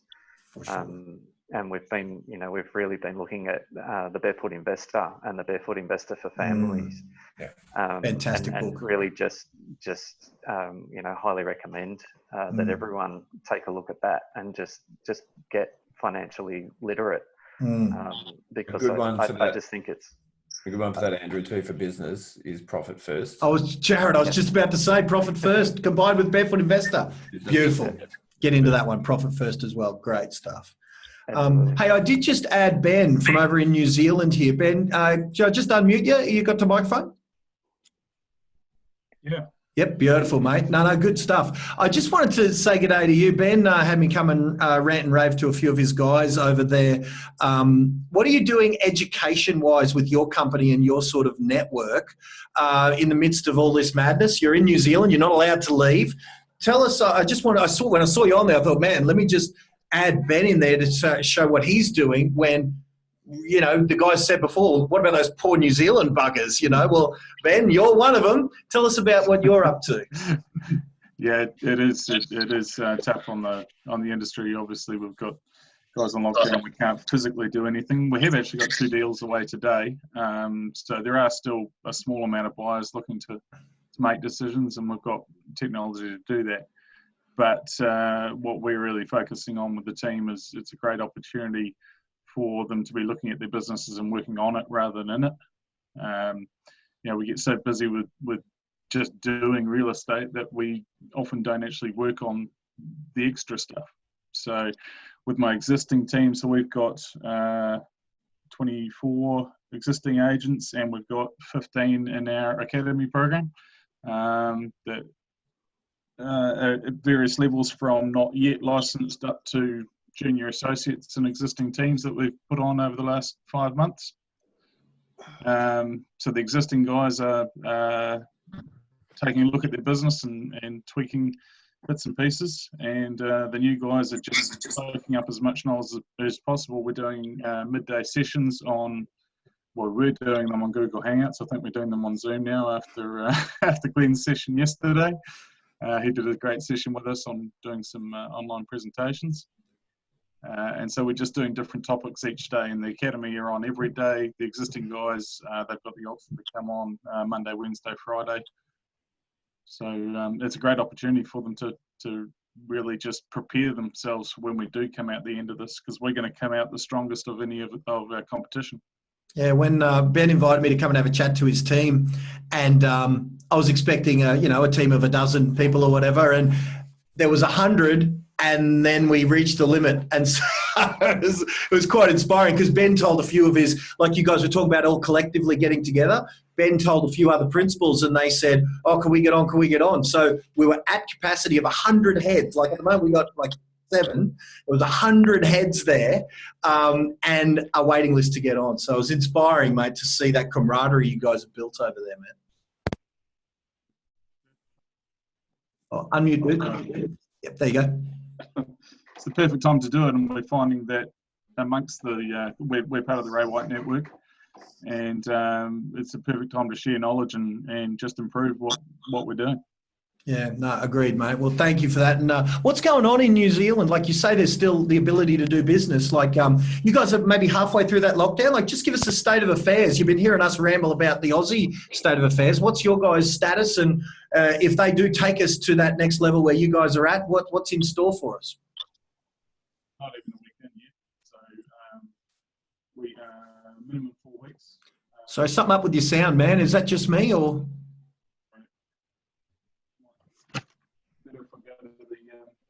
If we go to the laptop, Mike. Andrew, can you just tell me, are you getting the same sort of really quiet? It's very soft. Yeah, it's really soft. Something up. GT, I'm going to cruise, mate. All right, Chris. Thank you, man. Appreciate the rawness, Chris. buddy. Thank you. Thanks, man. Good on you, Chris. Good to see you, man. Yeah. Keep eating meat, mate. See you, mate. Good on you, bud. Chris Gilmour, I folks. don't have a mic yet. Oh, no, sweet. We got you now. I got this green screen sorted from yesterday, so well, it's actually blue. I couldn't find any green. So what were we talking about? Yeah. What's what's going on? State of affairs, lockdown, can do business, sort of, whatever. And are you halfway through? Not even a week. Okay. So minimum 4 weeks. Not even a week through yet. So we can't do anything physically. Stay home, spend time with your family, do some learning, work on your business. Catch up with people, talk to people on the phone, connect with the ones that are potentially vulnerable. That's about all we can do. We can go to the supermarket, we can go to the pharmacy. That's literally it. We can have a walk around our streets in the area. Can't go to a school like a school grounds, which is unfortunate. We've got a couple of big schools right by that. Great for walking on the fields on, but not even allowed to do that. So it's pretty tight. It's pretty serious, yeah, for sure. And Scotty, go for it. Can I ask Ben, how you going, mate? Kia ora, bro. With the total lockdown, you've obviously got a shop front for your business, have you? Like, that's just total lockdown. Everyone's trying to remote from home, or? Yeah, completely. So all our team are working from home. Our admin staff are still working. The agents obviously can't do a lot in terms of actual work. I think we've had 3 unconditionals happen today, but no settlements are happening during this next 4 weeks. So even ones that were scheduled have all had to be pushed out. So that we got our team, we knew it was coming, and we got our team trying to pull as many settlements forward as possible. We got 6 pulled forward from to the Wednesday, because the cutoff was Wednesday midnight. Yep. Yeah. So and similar here, mate. Best practice at the moment for everyone sort of watching, it's if you can bring some settlements to a better position, unconditional at least, as a priority, then if that settlement date is delayed, at least you've got one locked in the bag, So I think for anyone watching tonight, it's we've got 3 days, 4 days for our weekend, and who knows what happens day by day. But if our Prime Minister stands up this weekend, how does that look for the current sales on the board? And it's a reality. It's like Chris, it's business. So probably out of what you're saying, there was a rush to get people to that stage so they don't have sort of up in the air with a question mark whether they're unconditional or not. Yeah. One thing that I'd just, whether it's, and I'm not sure the status, and I definitely don't want to be scoreboard watching because it kills me looking at this like a number, but I think Australia and New Zealand, whether it's because of the actions we've taken or, or whatever, the fact is our numbers compared to the rest of the world have been so low, it's crazy. So I think we've got to be grateful for that, when you look at road fatalities in Australia, since all this madness has started, there's been 60 people die on the roads, and there's been like 16 die because of this earth-stopping thing. So no matter how we look at it, there's got to be something, 150,000 people, I looked at the numbers, 150,000 people die in Australia every year. That's 3,000 a week of something. So no matter how we look at it, we're doing okay so far. But again, then everyone will say, oh, but Glenn, the worst is yet to come, and maybe. But I definitely take my hat off to New Zealand, and whatever you guys have done or whatever, we've done to a similar degree, numbers percentage-wise have been through the floor, and we've got to be kind of grateful for that. Have you guys has there been any fatalities up there? Just one on the West Coast. Oh, okay. And that was a community transfer. It was, by all accounts, from talking to tourists in the supermarket, because that's literally the only place she went. Wow. Wow. Yeah. Well, I'm going to ask you guys for some advice as we sort of wrap up for agents out there. But before we do, I can't help myself but do this and have a look where we're at. Because for the rest of this webinar series, today, tomorrow, and the next night, same time as tonight, we're generating leads. So I have ads running in these 7 areas. And so far, in the last couple of hours, in the last we started it just before this webinar started, there's been 2 leads generated here in Warragul in Victoria, because one of those 3 is Ben himself. There's been 2 in Scarness, in Queensland and 2 in Mackay in Queensland. So far that's good. Now I'm worried a little bit about Browns Plains, Woonona, Toowoomba, and wherever Troy Schultz is. So I've got to do some work for the next day or so, but there's life in the tank. And what I just wanted to kind of suggest to everyone before we, let me just stop the chair for a minute, is I wanted to say what we've found when we have been doing business of some description. Those ads that are running are saying, hey, we know it's crazy. If you want sort of some help from your local property professional to know what's going on, is it all over with regards to, it's basically acknowledging that Corona's here and would you like some help from a real estate agent in terms of what's happening in your market, what's going on, what does that mean for your property, et cetera, et cetera, et cetera. And what we found is per capita, less people want to have just a bit of a chat about real estate, and per capita, more people. Like one of the guys I generated 3 leads for, and there were 3 listings, like 3 out of 3. So there's some positivity out there, at least in my opinion, because I'm sitting there still doing business for a bunch of people, and including like these 6 are VIPs for this event.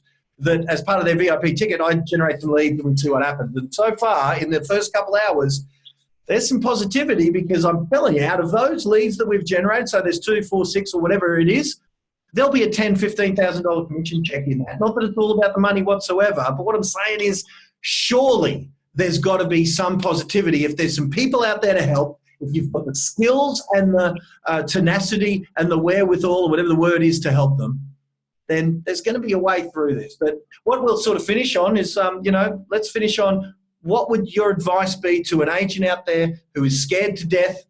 They saw the look on Chris's face as we all did, because I've shared it. I've been friends with that man, friends, brothers, client, mates.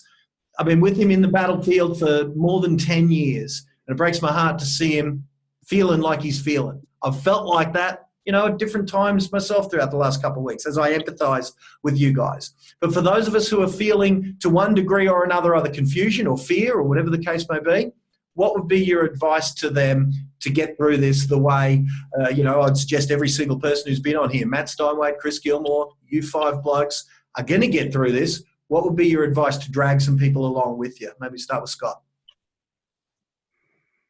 I think, mate, just try to stay calm, try to stay focused. I go back to what Matt was saying. Know your numbers. Know, what does it take to survive over the next 30, 60, 90 days, 120 days, who knows. I think look at your numbers. Most definitely, let some easy lead generation things bubble on the side for now. When I say easy, things that you don't have to touch, the automated Facebook stuff, etc. Still keep that up for those people that are inquisitive of what's happening in the market. But aside from that, I'd focus on some buyers. Tomorrow, I'd look at your stock list and look at your most recent buyers and just make the phone call. I'm ringing you just because I still have Smith Street for sale. Have you bought yet? And can I help you? What can I help you with? I know you're a buyer. What's it going to take for you to make a decision today, tomorrow, this weekend? How can I help you? And I think attack some buyers, attack your buyer list.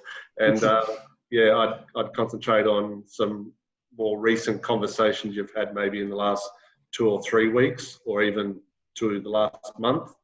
Deal with everyone you've dealt with in the last month.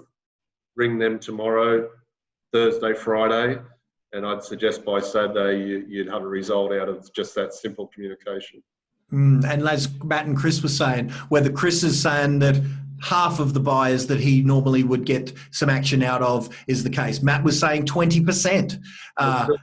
Whatever it is. Yeah, filter your list the next couple of days, and then by Friday, by Saturday, you've narrowed down to maybe 5 fair income people and give them all of your attention if you want to write a deal at the moment. Otherwise, I just think we're going to keep on keeping on. We've got a team of 25 people. Yesterday, we split into pods, 3-day-a-week roster over 6 days. We're taking all the initiatives. We're putting in all the systems. Just keep at it. Yeah, beautiful, mate. Thank you, Scott. Andrew, you're next on my list. I don't know what everyone's order is, but on my list, going clockwise, I've got Andrew G, mate. What's your take for folks that are maybe a bit worried or a lot worried even? I think anyone that's on this podcast has really proven that they're either the best or going to be the best in their area. And if, as Matt was saying, there's only 20% of the buyers around, then they're ours. Like bugger all of the 80% of agents or the 95% of agents that aren't on this call. They've already given up. So, I think what Matt and what Chris is saying is true. Provide the service to the people that are actually buying, filter them into the ones that are actually buying, as Scotty said, and then just concentrate on making deals. You'll have to explain to your vendors that if they're going to sell and get one of the few remaining buyers before it may go dry for a period of time, that they may have to meet the market. So, anything we always say to our clients, anything that's 90% of your dream price is a good thing. Maybe that comes down to 80 or 85% and just really, sell. Don't be, you're a real estate salesperson. You're not an order taker. You may have to step up and use some of the sales skills that you've learned, and really just some of the people may need a little bit of a hand over the line to get this done. And heaven help us if we end up in the same situation as Ben, where you can't actually physically do anything. So, maybe that's a close for some people. Okay, we'll get in if you want the house, then, act quickly because there's another weekend coming, and it's the weekend when there seems to be these policies made. So, just sell.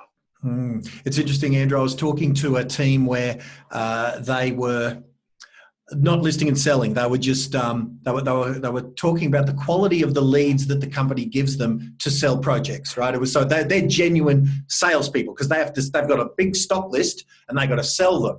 And they were complaining about the quality of the leads. And it seems really what they wanted. You mentioned the term order taker. They just wanted only the people who had leads generated that were ready to buy this, and all they wanted was to be paid $10,000, $15,000, $20,000 to take an order like a checkout chick. My answer was kind of like, they pay $25 an hour for the skill set you're wanting to deploy. You got to be better than that if you want to get paid the remuneration that we get. You're not just going to get, there was like 10,000 bloody clicks and 300 plus leads, not one sale. You can't tell me that there wasn't something in there if you were going to be more than, just taking the order, Absolutely. I reckon if there's 20 people that are there when you're used to having 200, then, out of 20, you're bound to be able to close 3 or 4, aren't you? Or 5 or 10. Yeah. Even if you get half of them, that's half that's going in your kitty and not somebody else's. Yeah, I think the saving grace, certainly for our industry, and if we're going to be saved, then we can then save others, is the sheer size of our end game. We're fighting over, Absolutely. When we get it, a sizable commission that is commensurate with 2 or 3 months' income for a worker, let's just say. And so that'll be certainly the save if you can hustle up those deals, Andrew. Absolutely. And for Jarrod, even more so, trying to carry everyone else as he always does. His initials are not JC for no reason, man. He always just tries to carry everyone, and he's got some bread and some fish that he's got to break up amongst 50 mouths. So he's going to have to be having this conversation with his sales guys and saying, look, it's your responsibility to keep these mouths fed. Otherwise, we're just going to have to let them fend for themselves, and we don't want to do that. So guys, let's just make these sales. Wow. And he's getting emotional, and and I feel for you, brother. I love you like a brother, JC, and I feel this pain. It's horrible. But there are going to be people that are making sales that are prepared to buy things, and you've always got the best stock. There are going to be people that are prepared to buy things for the next, however long it is until you run out. But just really, you're going to have to hammer home to the guys that you're just really going to have to really just sprint for this finish line and don't look back. Well, I can't. It's remiss of me not to go to JC after that because, mate, I agree with you 100%. I've never even noticed the JC thing, but you are so right. Mr. Carman, one of the two people on this call that I've been honoured to call mates and take with me to go on some of my dream come true adventures that I've had. Sir, how the hell do you respond to that? Amazing adventures. And thanks, Jim, man. You're a bloody good bloke. Look, the advice I'd give to people is just say, stay mentally or get mentally strong and fit and get physically fit. So spend the time to do that. And look at the opportunity. There is opportunity out there, guys. When you pull your head out of the fear and worry and concern, you can start to see opportunity. And someone said an amazing thing to me just recently: don't let a crisis go to waste. Use it as a learning experience, and take the time to learn. If you're not a great negotiator, take a negotiation course online. Learn, read books, read about Dr. Robert Cialdini, and read Influence and Persuasion. Learn a craft. Take the time to clean up your database, to contact people you might not have spoken to in a long time, to connect with people. There's a lot of opportunity out there right now, and it's a gift of time in a sense. People have had to slow down. It's forced them to slow down. So hopefully they get a bit more, I don't like to use the word spiritual, but get more attuned, meditate more, take the time. I think it's a gift of time in a sense for some people that needed to slow down. I tell you, it's a scary thing, Jarrod, and I don't know how serious I am, but I think I am, that I started looking at acreage. I started looking at not stopping, but chilling a little more than I have, looking at a farm out Toowoomba way. You never know. You never know. I actually started looking, and I spent some time. Real estate agent in Toowoomba, you've just got yourself a buy. I was going to say, if there's anyone on. No, Melita Bell's already on to me. She's already been giving me suggestions. All right. The people will change. They will change their whole outlook. Yeah. It takes a crisis sometimes for people to snap them into place and go, hang on, what am I doing this for? It will. There'll be massive change out there. Well, Ben, as Jarrod's advice was around learning and using the gift of time, as someone has been gifted more time than most, and as someone who both you and your company and teams and your greater network have embraced that learning, what would be your answer to that question about parting advice for people who've never met you over here in Australia who are meeting you for the first time? Yeah. Basically, just control what you have control over. At the end of the day, nothing else matters. Nothing else is worth worrying about. You don't have any control over it. So control what you can control. So that's your attitude. That's the activity you do. It's your mindset. The only other thing I'd say is bring as much forward as you can. I'd be highly surprised if you don't go to level 4 in Australia. So why not prepare for it now? It literally happened overnight for us. We met the Monday before the week before the Wednesday lockdown, and from that point there to the following Wednesday, just so much happened so quickly, and it was literally on the Tuesday. Sorry, it was bang. This is what's happening, and as of tomorrow midnight, you can't do anything. We had a day and a half's notice. We had started preparing a week beforehand, so that is potentially where you guys may be at the moment. So all I'd say is just pull it as much forward as you can, get as much business in the door, as much unconditionals and settlements done now, because it potentially will happen, and then from then on, just worry about what you can have control over. Yeah, beautiful, Ben. And what I would add to that is maybe get as many listings photographed as possible, because if you're restricted to be only doing business at a distance, your collation of raw materials will be paramount. So if you've got any listings or any that are close, even if those sellers haven't made their final mind up, if they're going to, in the next whatever, get those suckers photographed or videoed as quickly as possibly can. Or a virtual walkthrough. Yeah, virtual tours. Well, Jarrod's got tours and videos. Yeah, for sure. Jarrod's the master of those 3D bloody things. He had me starring in one of them. It was incredible. You turn the camera around and incredible. That's one business of mine that has taken off. Yeah, I bet, mate.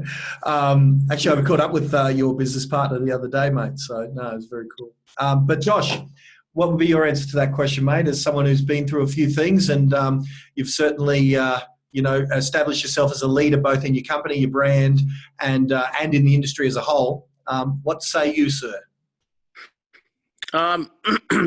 Look, it reminds me of when I started running with buyers. Like, we've probably ignored buyers for the last 10 years, I reckon. Not ignored them, but just not really paid attention. And now I think we've got to really, it's like you're starting again, because the stock's going to start to run out, and we're probably going to need to keep our eye on other agents' listings and try to get conjunctions happening, because I reckon that's probably what will get us through. As much as a lot of agents don't believe in conjunction, I mean, we've always done it from day one. And, I showed a buy through one last week, 400,000, and the lady's like, oh, it's my friend's cousin's one, and it's $1,000. But at the end of the day, $1,000 is $1,000, and just take what you can and move on to the next one. But I think we're going to be running with the serious buyers will still want to be run with. And I think they've probably felt a little bit going it alone for the last however many years. I know Amanda in my office probably runs with buyers better than most, and she's always getting a few smoky deals across the line that no one even knew were coming up, because she's always got a hot list of VIP buyers in her back pocket. So she's probably someone we'll lean on more to, get inside that head of hers so that we can all do what she's doing. We've just thought she's crazy for the last 5 years, but now we understand that there's method in her madness. And I think the owners that we've got, keep having chats with them, because, a 10% adjustment today is probably going to be better than what they're forecasting in 6 to 9 months, which is a 20% adjustment. So just be mindful of that. And, people still buy, and I think celebrate your wins. Whenever anyone in the office has a sale or they've got an offer going through, I think just make sure we let everyone know more than what we would normally, just to keep everyone pumped up. Because, that story that we say today might just help one of the other reps tomorrow by, I sold one a couple of days ago. I didn't even know I was competing with anyone. And the lady was like, oh, I'm really happy, Josh. And I'm like, well, why do you say that? And she goes, well, this is 55 grand more than what the other local agent told me I'd get for my house. And your fees were double. So their fee was 7, yours was 14. I think the sale price was 375 or something, and it's something that I probably thought it'd be 360, but at the end of the day, you only need one buyer. So just remember that, everyone. You just need one buyer per property. That's it. I think you just get back to basics. And, I had a challenging time last week. I packed my partner up and the dog and the cat and the trailer and all the supplies and sent her down south to our property down there. We've got some Airbnb, and all the appointments are cancelled there for the next forever, and all the weddings are cancelled. And I didn't know when I'd see her again. It's only when I hugged the dog I sort of got really emotional about it. And I hadn't slept for the 2 nights before, but she's in a high risk category, and she had a heart attack. It was the day after she left, was her 1 year anniversary of her heart attack last year, when she had a scat episode. So, it was testing times, and I just think we just need to lean on each other. And I think everyone's only a phone call away. And if you are doing it tough, you just got to have the right chats with the right people. I know that randomly just after that, I got a call from another real estate coach over here that Amanda uses. His timing was bloody perfect, and he didn't know it, but I chatted for 45 minutes, and tell you what, I felt like that burden had been dropped off my shoulders, and I've felt pretty good since then. So it's just like, unload all the shit and then move on. And, probably the big question I had for the other panel members was, how do you keep your team pumped up, and how do you keep yourselves pumped up in this climate? That was probably a question that I think everyone would want to know the answers to. And, where do you get your positive vibe from? Are there a 5-minute podcast somewhere that's a really good one to start the day? Like, that's the sort of thing that I think, I would like to see, and perhaps my team members, and I know I've got a fair few of my team, in watching this today. I'll give my answer just real quick on mine, because I've had moments of feeling a bit like yourself and Chris to a degree, Josh. And for me, it's been reaching out either through recorded material. Like, every day I go for a walk, right? Every day. And when I'm on that walk, I'll put on often Dr. Eric Thomas, right, ET, and he's impossible to listen for me to listen to without it bringing my energy back up. And then I texted him, and he's going to jump on one of these things with us. I texted him because I've got his phone number, and I said, man, I know the world is reaching out to you right now for some positivity, but can you spare a half-hour for Australia? And he's absolutely agreed to do it. And so for me, it's him, and it's Joe Rogan, of all people. I know that's weird, but it's ET, Joe Rogan, and Nichols, bloody Lisa Nichols. And so for me, it's positivity either directly through those folks, in rare cases, people like Jarrod. Again, we've only had a few messages and a few calls and things, but it's that through podcast that's been my main one. But you know what the other main one is? And I'm going to give you my big one. It's me being forced to jump on a Facebook Live every day because people have been giving me feedback that me ranting and raving and just doing my thing has been helpful. And even when I haven't felt like it, when I jump on knowing that there's a dozen or 100 or 1,000 people watching me, it forces me to get into the right state almost as a performance, right? But then after the performance becomes the reality because I can't fake it kind of thing. So it's almost like I faked it to do it for you guys, but then I got it back temporarily because it doesn't stay forever. But if I'm doing these lives where I'm serving other people every day, like tonight, I don't feel like $1 million getting off after this tonight because of the gratitude I'm getting from you guys in the chat, and I know that it's going to be all over. So for me, that's my way, is I get other people to be talking in my head positively, and I give to others at the same time. That's my way of getting through it, Josh, at least my take. But you guys all have teams. What would your answer to that be, Scott, to Josh's question?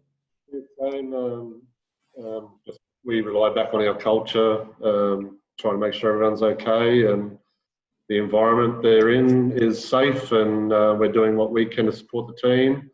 So showing them some stability, I guess, in the business and the foundation. But all in all, I said the same to the guys.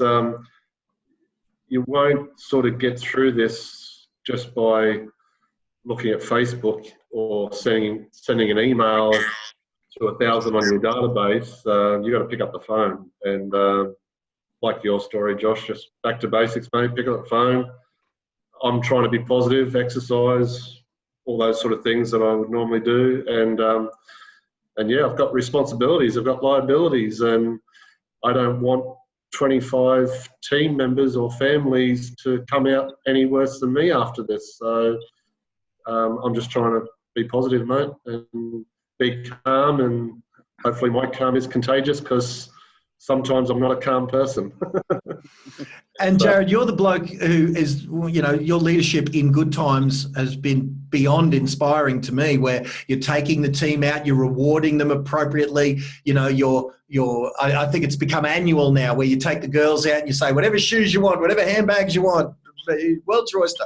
It's been exemplary. How's your leadership been, according to Josh's kind of question, in maybe less than fruitful times? Yeah, at times it's been tested because I've had to keep myself in check. But I think you alluded to it. The more you serve other people and the more I've had to coach other people, and I've been coaching people all around New Zealand and here as well recently, one-on-one, it's made me have to step into not just talking up a good game, but actually doing it myself as well.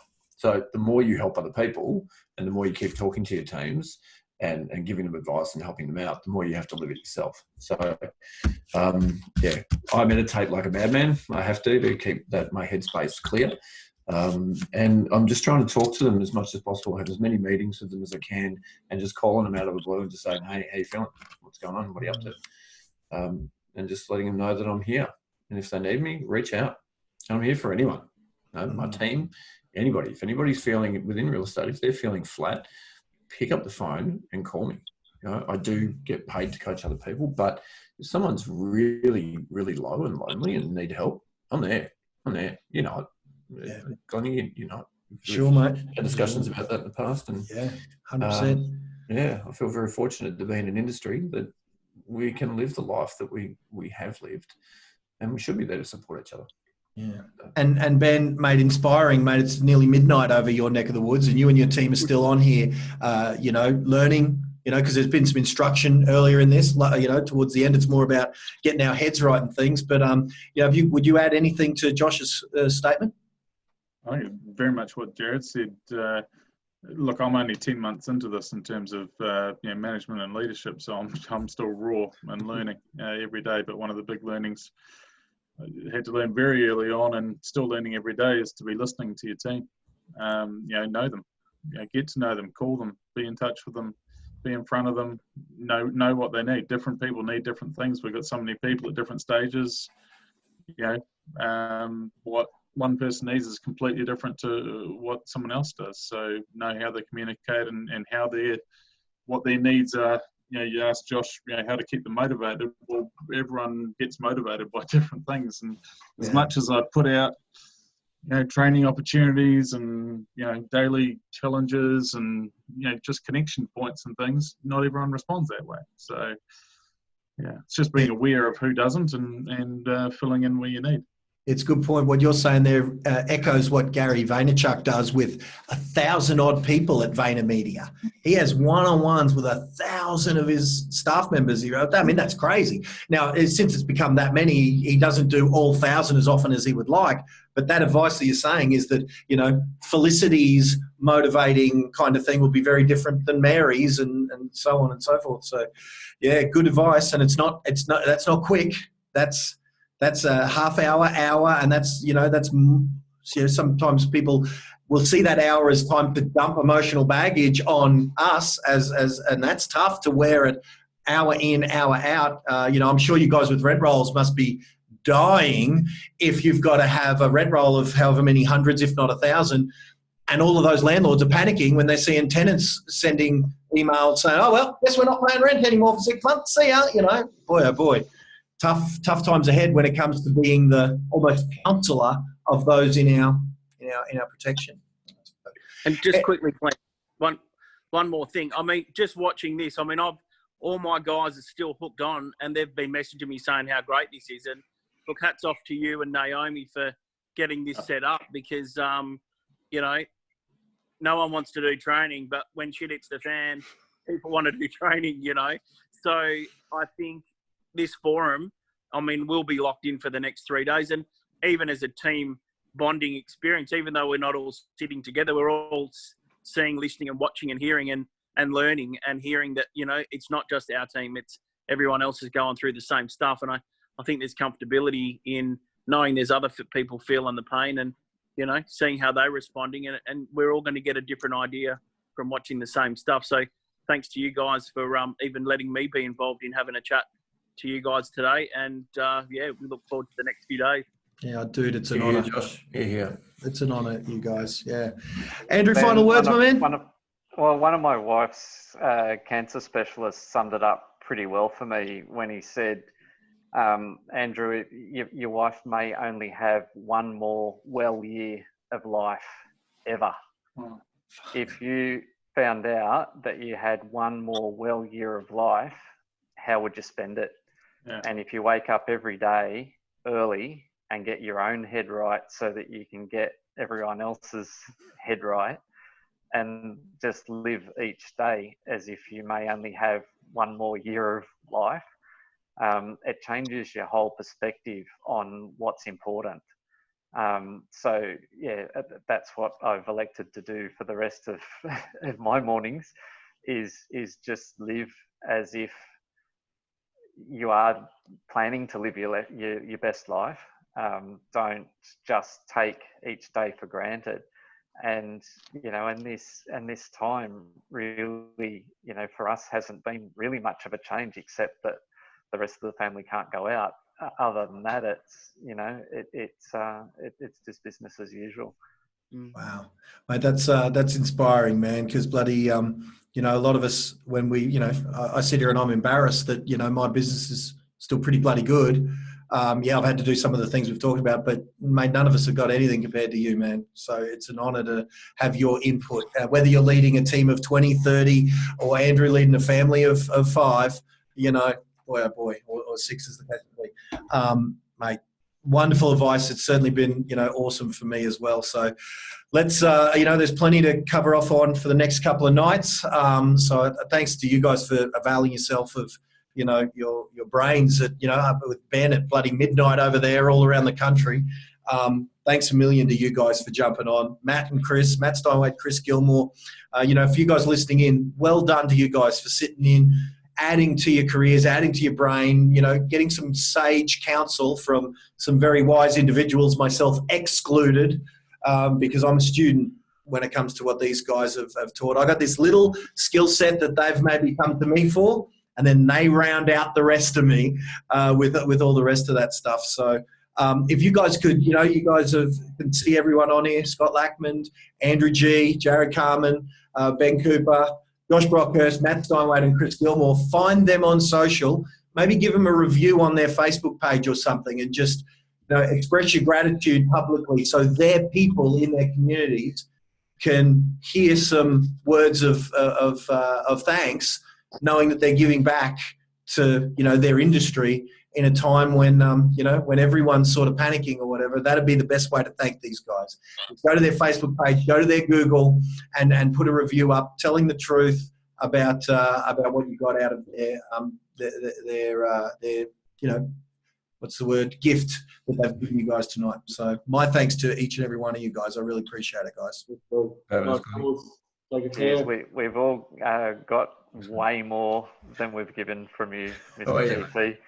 Absolutely, you're the man. Well, we'll do that back patting 6 months from now when we're through it. All right. He's known in our family with from our little kids as the genie, because he really granted us way more than 3 wishes. Man, when you told me that, and that graphic that we put up on Facebook, man, that was a dream come true, man. So my thanks to all of you guys. Thanks again. Same bat time tomorrow, hey, 5:30 Brisbane time, and do the calculations as you see fit. We got way more. We got to check in on how the lead generation is going tomorrow. I will show you the exact ads that are right now generating leads. So we can at least be talking to someone. We can at least be serving someone. And heaven forbid we get through this relatively unscathed, maybe a little wiser for the journey. All right, guys, we'll see you guys tomorrow. Thanks again to all of you guys who've jumped on. It means the world to me. Thanks a million. Cheers. See you. See you guys.